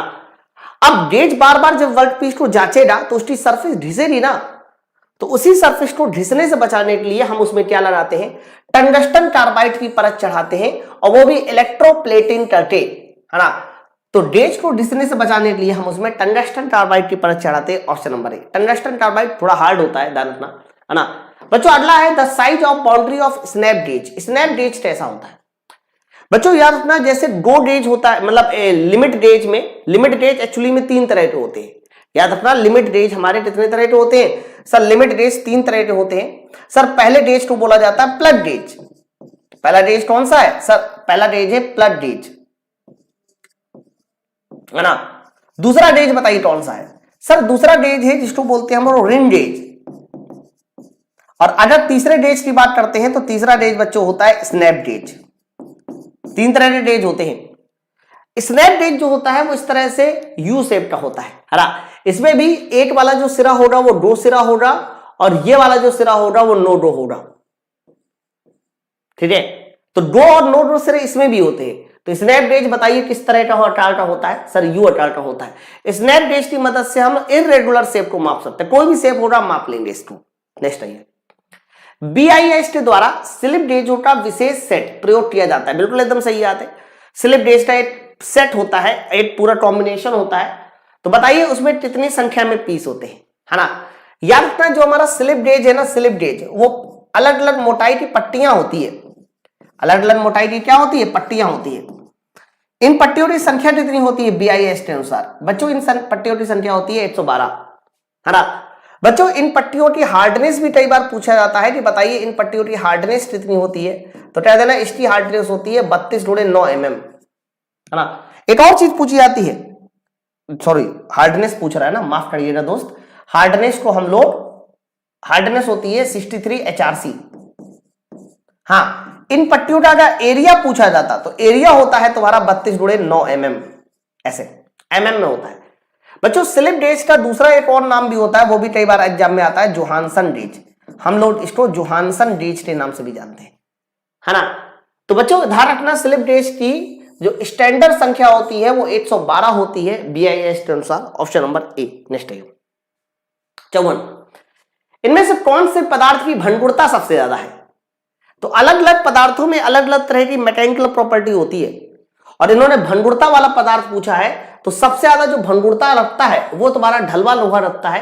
कास्ट आयरन जो है वो सबसे ज्यादा भंगुर पदार्थ है, इसके अलावा कोई भी नहीं। नेक्स्ट आइए, प्लेनिंग मशीन में द्वित प्रतिक्रम यानी क्विटेडन मैट्रिज्म नेसेसरी क्यों है? बहुत बढ़िया सवाल। प्लेनिंग मशीन, आप देखो प्लेनिंग मशीन क्या काम करता है, शेपर मशीन फॉरवर्ड में कटाई करता है, बैकवर्ड खाली जाता है, जबकि प्लेनिंग मशीन में क्या होता है, फॉरवर्ड खाली जाता है, बैकवर्ड में कटाई होती है। तो प्लेनिंग मशीन में फॉरवर्ड खाली जाएगा, बैकवर्ड में कटाई होगी। तो बच्चों बैकवर्ड में कटाई होगी, फॉरवर्ड खाली जाएगा, तो जो समय खाली जाएगा उसके समय को कम करना, है ना। तो साफ साफ लिखा हुआ है रिड्यूस ऑपरेशन समय, ऑपरेशन टाइम। बच्चों ऑपरेशन टाइम को कम करना, है ना, जो भी हमारा ऑपरेशन टाइम है सर उसको कम करना, इसी के लिए हम लोग क्विक रिटर्न मैट्रिज्म इस्तेमाल करते हैं, ताकि जो हमारा नॉन कटिंग स्ट्रोक था जो धीरे धीरे जा रहा था वो थोड़ा तेज ही जाए, तो ओवरऑल ऑपरेशन टाइम कम हो जाएगा। ऑप्शन नंबर सी नेक्स्ट है। फेस प्लेट को बताइए किसमें पढ़ते हैं, इंपॉर्टेंट सवाल है, जनरली कई बार आता है ये सवाल, मैं पूरा एक्सप्लेन करूंगा इसमें। देखो जितने भी अनियमित जॉब होते हैं, इरेगुलर शेप होते हैं, बच्चों इरेगुलर शेप को हम लोग हमेशा फेस प्लेट में पढ़ते हैं, फेस प्लेट में, है ना। खोखला, ये लेथ मशीन का सवाल है, जो खोखले जॉब्स होते हैं उनको हम बताइए किसमें पढ़ते हैं, मैंडल्स में पढ़ते हैं, मैंडल्स। जबकि जो हमारे स्क्वायर जॉब होते हैं, सर स्क्वायर जॉब को बताइए किसमें पढ़ते हैं, तो कह देना इसको पढ़ा जाता है फोरजा चट में। जबकि अगर यही आता सर्कुलर जॉब तो थ्रीजा चट बता देते हैं। तो प्रश्न का आंसर फेस प्लेट के साथ था, तो आंसर इसका ऑप्शन नंबर ए के साथ जाना चाहिए, इरेगुलर शेप के साथ। हॉलो जॉब्स जो होते हैं बच्चों वो हमेशा मैंड्रिल्स में पढ़े जाते हैं। नेक्स्ट है अगला, अनुदैर्ध्य विकृति किसमें पाई जाती है?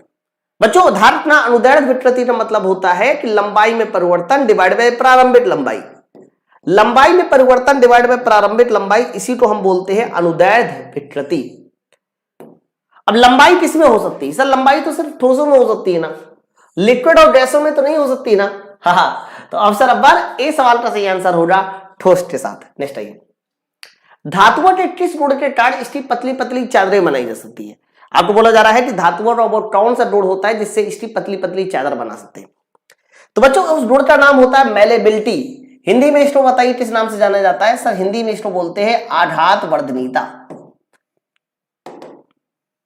मतलब जो भी हमारे मटेरियल है, अगर आप उसको पीट पीट के पतली पतली चादर, आप सीट मेटल शॉप में जाके देखिए, तो सीट मेटल शॉप में हम लोग क्या करते हैं कि धातुओं की चादर को मैलेट, लकड़ी के हैमर को मैलेट कहते हैं, उससे पीट पीट के पतली पतली चादर बनाते हैं, और उस गुण को मेलेबिलिटी कहते हैं, आघात वर्धनीयता कहते हैं। नेक्स्ट आइए, ये 59 नंबर, यदि लीड का मान पिछले मान से दुगना है ना, सर इन्होंने बोला है कि यदि लीड की मान बताइए पिछले मान का क्या है, डबल है, लीड का मान पिछले मान का क्या है, डबल है, तो बताइए ये कौन सी थ्रेड होगी?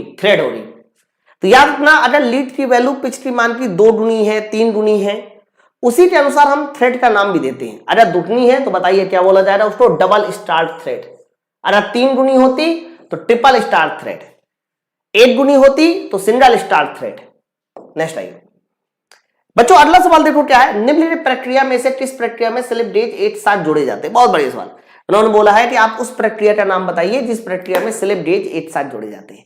हरा मेरे दोस्त, जो आपके पास स्लिप गेज होता है ना, स्लिप गेज को जब भी कभी हमें जोड़ना होता है तो पहले स्लिप गेज को घिसते हैं, ऐसे ऐसे, और स्लिप गेज को घिसने की जो प्रक्रिया होती है, अगर घिसोगे नहीं ना तो उनके बीच एयर गैप आ जाएगा, और एयर गैप आ जाएगा तो आपको जो वैल्यू मिलेगी वो एक्यूरेट वैल्यू नहीं होगी।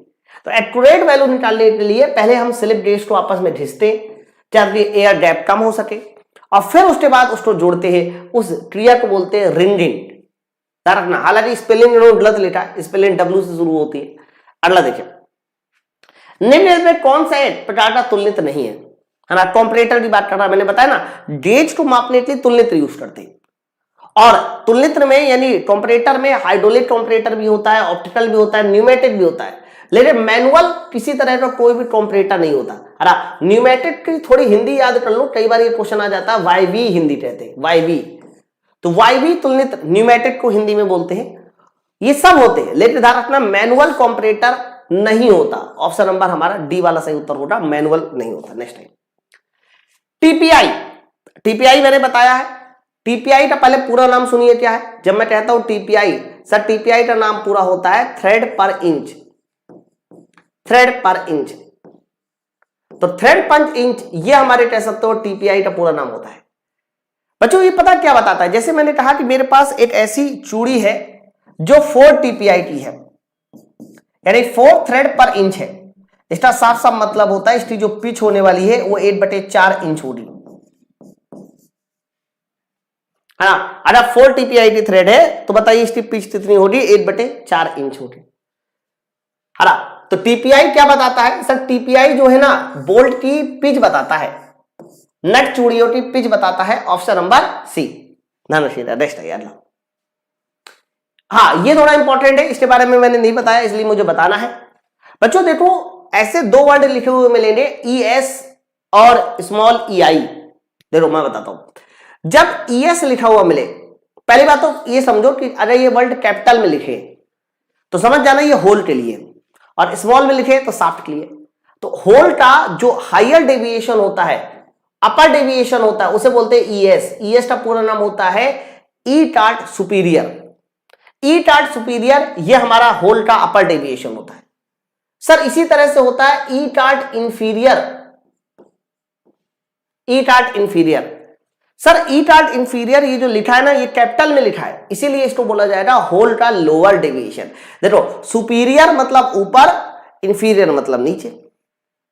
बच्चों इसी तरह से देखो शाफ्ट का न्यूनतम विचलन, अब निम्नतम विचलन है तो कंफर्म इसको स्मॉल ईआई से लिखा जाएगा।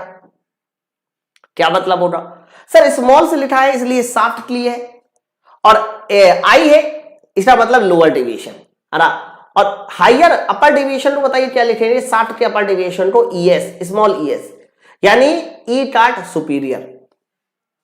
तो पूछ रही है, बस ये रिप्रेजेंटेशन का एक तरीका है, आपको ये याद होना चाहिए। सवाल देखिए जाए, सर इन्होंने ई टार्ट सुपीरियर है कैपिटल में लिखा है, तो सबसे पहले शाफ्ट वाले आंसर गलत कर दो। सुपीरियर है मतलब लोअर डेविएशन नहीं होना चाहिए, हायर होना चाहिए। ऑप्शन नंबर बी सवाल का सही आंसर होगा बी। ये देखो नेक्स्ट आइए अगला, बताइए बच्चों अगला सवाल है 64 नंबर, टॉलरेंस कितने तरह की होती है? तो जब भी कभी हम लोग टॉलरेंस पढ़ते हैं ना तो 2 तरह के टॉलरेंस पढ़ने को मिलते हैं, एक यूनिलैटरल एक बायलैटरल। हरा एक यूनिलैटरल एक बायलैटरल 2 तरह के टॉलरेंस होते हैं, उसके अलावा कोई तीसरा तरह का टॉलरेंस नहीं होता। नेक्स्ट आइए बच्चों, बोला जा रहा है इनमें से कौन सा एक क्लीयरेंस फिट है। इन्होंने बोला है कि कौन सा एक क्लीयरेंस फिट है। ये पहचानने का एक तरीका होता है, वो तरीका मैं आपको बताता हूं। आपने इस तरह क्वेश्चन देखे होंगे अपने प्रीवियस ईयर पेपर में। सबसे पहले देखो इन्होंने कैपिटल एच लिखा है, कैपिटल एच 7। कैपिटल एच 7 मतलब होल इस तरह से होगा कुछ, याद करो कैपिटल एच ऐसे ही तो शो होता है, हरा। तो कैपिटल एच ऐसे से होता है, तो ये हमारा क्या हो गया सर? ये हमारा हो गया होल, ये हो रहा होल।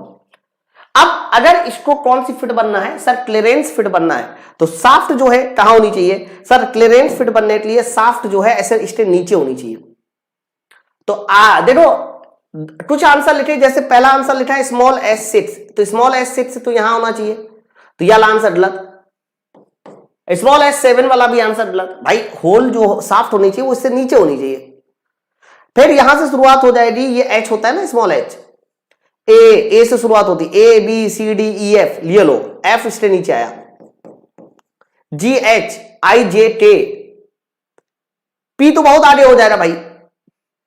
तो बच्चों ये बताओ अगर ये एफ इसके नीचे है तो ये एफ और ये एच देख लो सर, यही दोनों आपस में मिलकर क्लीयरेंस फिट बना सकते हैं, है ना। तो आंसर इसका ऑप्शन नंबर डी के साथ जाना चाहिए और कोई भी उत्तर इसका सही नहीं होगा। तो मेरे भाई इस तरह से ना आपको पहचानना पड़ता है कि कौन सी चीज जो है आनी चाहिए। अगला देखिए चाचा, निम्न में से कौन सा दुर्घटना का कारण नहीं है? इन्होंने दुर्घटना नहीं है, इन्होंने बोला है कि इनमें से कौन दुर्घटना नहीं है। देखो भाई, दुर्घटना का मतलब होता है कि जब अचानक से बिना सोचे समझे कुछ हो जाए तो वो दुर्घटना है। मान लीजिए जैसे कि आप कहीं पर जा रहे हो और आपका एक्सीडेंट होता है एक्चुअल में, तो वो दुर्घटना है। लेकिन जानबूझ के आप किसी लड़की की साइकिल के आगे आ गए और जानबूझ के गिर गए, जानबूझ के 2-3 कुलाठी और उठा दी, वो दुर्घटना नहीं है, वो सोची समझी साजिश है। सवाल देखिए, हाथ से हथौड़ा छूटकर सामने खड़े लड़के को व्यक्ति को लगना सर ये दुर्घटना है, छूटकर। अचानक हेडसा ब्लेड टूटने से उंगली में चोट लगना, यस ये भी दुर्घटना है। अगला देखिए, बीमा कंपनी से पैसा कमाने के लिए अपनी उंगली को काट लेना, नहीं सर, बीमा कंपनी से पैसा लगाते समय पैसा कमाने के लिए अपनी उंगली काट लेना, ये सर ये दुर्घटना नहीं है, ये सोची समझी साजिश है। आगे देखिए, फर्श पे खड़े तेल पर फिसलने से हाथ की हड्डी टूट जाना, हाँ ये दुर्घटना है। प्रश्न बोला जा रहा था कि कौन दुर्घटना नहीं है मेरे दोस्त, तो नहीं है वाला जो आंसर होना चाहिए वो कौन सा होना चाहिए? तो कह देना नहीं है वाला आंसर ऑप्शन नंबर सी होगा। नेक्स्ट आइए सर बच्चों 67 बोला जा रहा है कि यदि एक मरीज मुंह से मुंह श्वसन क्रिया में का सही से प्रयोग ना करे तो बताइए कौन सा प्राथमिक उपचार देना चाहिए। मान लो एक आदमी है जो जिसको आपने माउथ टू माउथ ब्रीदिंग दी, लेकिन माउथ टू माउथ ब्रीदिंग देने के बाद वो सही से आपको रिस्पॉन्स नहीं कर रहा, तो आप बताइए कौन सा उपचार दोगे? तो अगर वो सही से ब्रीदिंग नहीं कर रहा तो इसका सीधा सा मतलब ये है कि आप तुरंत उसमें पानी डालोगे। अच्छा, पानी वाला आंसर नहीं है तो कोई बात नहीं, इसका सही उत्तर जाएगा नाड़ी और नेत्रों की जांच करोगे। अगर ब्रीदिंग वो ढंग से नहीं कर रहा है तो 101% आप उसकी नाड़ी की जांच कीजिए, ये देखिए कि उसकी पल्स रेट चल रही कि नहीं चल रही, ये प्राथमिक उपचार है। सहायता के लिए डॉक्टर को बुलाना ये सब प्राथमिक उपचार नहीं होता मेरे दोस्त। सवाल देखिए क्या है अगला, एक वेल्डिंग जोड़ इनमें से क्या है? देखो ये सवाल इंपॉर्टेंट है, मैं आपको बता दूं। सबसे पहला एक प्रोसेस होता है जिसको बोलते हैं वेल्डिंग, है ना, या फिर आप यहां से शुरुआत कीजिए। सबसे पहले एक प्रोसेस होता है जिसको बोलते हैं सोल्डरिंग, है ना, सोल्डरिंग में सॉफ्ट सोल्डर यूज करते हैं। फिर उसके बाद अगला प्रोसेस आता है जिसको बोलते हैं ब्रेजिंग, ब्रेजिंग में हम लोग हार्ड सोल्डर यूज करते हैं। सोल्डरिंग में सॉफ्ट सोल्डर यूज करते हैं, ब्रेजिंग में हार्ड सोल्डर यूज करते हैं, और वेल्डिंग में सर वेल्डिंग तो परमानेंट ज्वाइंट होता है। तो बच्चों मैं आपको बता दूं इन तीनों में कंपैरिजन से सवाल बनता है, तो इन तीनों में सबसे ज्यादा जो टेम्परेचर होता है वो होता है वेल्डिंग का, वेल्डिंग का टेम्परेचर सबसे ज्यादा होता है ना। और इसी के साथ साथ सबसे ज्यादा जो सामर्थ्य होती है, सबसे ज्यादा जो स्ट्रेंथ होती है, सर स्ट्रेंथ के मामले में भी GTH, सर स्ट्रेंथ के मामले में भी हमारा वेल्डिंग सबसे आगे होता है। तो वेल्डिंग ज्वाइंट सबसे मजबूत होता है, उससे कमजोर ब्रेजिंग, उससे कमजोर सोल्डरिंग, है ना। सवाल देखिए सोल्डरिंग क्या, अरे भैया सोल्डरिंग तो सबसे कमजोर है, तो स्ट्रॉन्ग वाला तो आंसर हो ही नहीं सकता। आंसर इसका जाना चाहिए ऑप्शन नंबर ए के साथ, वीटर देन ब्रेजिंग, वीटर देन ब्रेजिंग, देख लो चाहे, है ना। तो जो भी हमारा सोल्डरिंग होगा वो ब्रेजिंग से कमजोर होगा, ऑप्शन नंबर ए। नेक्स्ट आइए 68, बेलनाकार कार्यों में छेद के लिए ड्रिलिंग ज्यादातर कौन सा प्रयोग करते हैं? ठीक है सर, बेलनाकार कार्यों मतलब बेलनाकार वर्ड पीस में हमें ड्रिलिंग करनी है। तो बच्चों बेलनाकार मतलब सर्कुलर, और सर्कुलर जॉब को पकड़ने के लिए हम किसका इस्तेमाल करते हैं? वी ब्लॉक का इस्तेमाल करते हैं, किसका? वी ब्लॉक का इस्तेमाल करते हैं, ऑप्शन नंबर सी। नेक्स्ट आइए 8 हॉर्स पावर में कितनी पावर होती है? 8 HP में बताइए कितनी पावर होती है? तो याद रखना जब हम लोग HP की बात करते हैं तो HP में याद रखना 746 वॉट होता है। 8 HP में कितना वॉट होता है? 746 वॉट होता है, और इसी से हम लोग अपने इंजन की पावर भी डिसाइड करते हैं, है ना। तो 746 वॉट इस सवाल का सही आंसर जाएगा ऑप्शन नंबर बी के साथ। नेक्स्ट है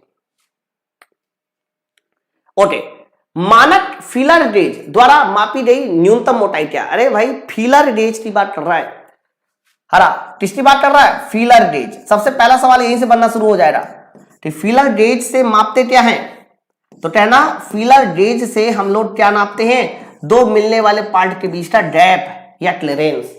लेकिन फीलर गेज मिनिमम कितना गैप माप सकता है? तो बच्चों ये मिनिमम माप सकता है 0.03 mm, और मैक्सिमम कितना माप सकता है फीलर गेज? 1 mm। ध्यान रखिएगा इस बात को। और दूसरी बात सुनो, फीलर गेज में जो पत्तियां लगाई जाती है उस पत्तियों की लंबाई कोई पूछे तो ध्यान रखना उन पत्तियों की लंबाई 100 mm होती है ना। तो अगर पत्तियों की कोई लंबाई पूछे तो उन पत्तियों की लंबाई कितनी होती है? 100 mm होती है। तो गैप मापने के लिए हम लोग इसका इस्तेमाल करते हैं। तो उन्होंने मिनिमम बोला है ना, तो मिनिमम बढ़िया 0.03 mm होगा, ऑप्शन नंबर ए, इतनी मोटाई मापी जा सकती है। नेक्स्ट, एक आईसी इंजन में पिस्टन और चक्का की गति के संबंध में वाल्व का खुलना और बंद होने को क्या नाम से जाना जाता है? सर वाल्व का खुलना और बंद होना बोला है, तो ध्यान रखना वाल्व का खुलना और बंद होना हमारा वाल्व टाइमिंग कहलाता है। वाल्व टाइमिंग, ये सारे आंसर इसी में है, मैं बताता हूं। देखो, वाल्व टाइमिंग का मतलब क्या होता है? वाल्व का खुलना और बंद होना। तो जब खुलना और बंद होना दिखाया जाता है तो उसको बोलते हैं वाल्व टाइमिंग ग्राफ या वाल्व टाइमिंग। वाल्व ओवरलैप क्या होता है?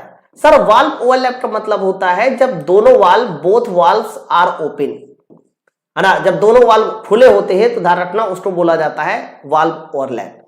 Valve lead, sir valve lead का मतलब क्या होता है? वाल्व लीड का मतलब होता है जब वाल्व पहले खुले, वाल्व पहले खुले, तो वाल्व का पहले खुलना ये वाल्व लीड कहलाता है।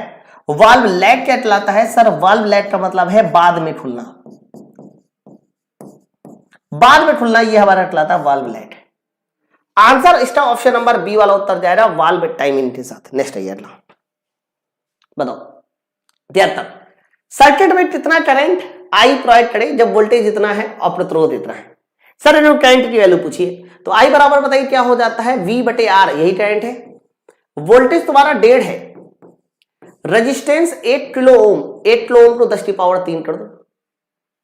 ओके, तो मेरे भाई ये 1.5 × 10⁻³ होगा और आगे एम्पियर होगा, लेकिन 1.5 × 10⁻³ को हम लोग 1.5 मिली एम्पियर के नाम से जान सकते हैं, ऑप्शन नंबर बी, है ना। नेक्स्ट है अगला बच्चों, अगला सवाल है the heat energy released is measured with the help of, मतलब जो हीट एनर्जी छोड़ी जाती है वो बताइए इनमें से किसके द्वारा मापी जाती है? तो हीट एनर्जी को मापने के लिए हम लोग कैलोरीमीटर का इस्तेमाल करते हैं। हालांकि कैलोरीमीटर हीट एनर्जी भी मापता है और कई बार आप लोगों को कैलोरी मान भी लिखा हुआ मिल सकता है, तो कैलोरी मान या हीट एनर्जी मापने के लिए हम कैलोरीमीटर इस्तेमाल करते हैं। एन्यूमोमीटर हवा की गति बताता है, थर्मोमीटर तापमान बताता है ना। नेक्स्ट है बॉम्ब कैलोरीमीटर। बच्चों बॉम्ब कैलोरीमीटर एक तरह का टाइप है कैलोरीमीटर का, एक तरह का टाइप है कैलोरीमीटर का, और इस कैलोरीमीटर की मदद से क्या नापते हैं? तो क्या ना, इस कैलोरीमीटर की मदद से ठोस और ईंधन, सर ठोस और लिक्विड ईंधन, ठोस और लिक्विड ईंधन दोनों का कैलोरी मान मापा जाता है हमारे किसकी वजह से? सर बॉम्ब कैलोरीमीटर की वजह से। ऑप्शन नंबर हमारा सी आंसर सही होगा। ठीक है, तो आज के 75 क्वेश्चन है। हाँ, मैंने आज इंजन के क्वेश्चन थोड़े कम रखे क्योंकि जनरल ट्रेड के सवाल भी बच्चा आते हैं। आप ये मान के चलो कि 75 में से 20-25 क्वेश्चन आपको मिलने ही मिलने हैं, और ये हमारे जनरल ट्रेड के क्वेश्चन थे। अब जो 9वां और 10वां सेट होगा वो मैं प्योर इंजन रखूंगा। प्योर मतलब प्योर इंजन, उसमें इंजन के क्वेश्चन होंगे सारे। ठीक है, चलो फिर मिलते हैं हम लोग अगले वीडियो में, यानी 9वें सेट में। तब तक लिए थैंक यू वेरी मच।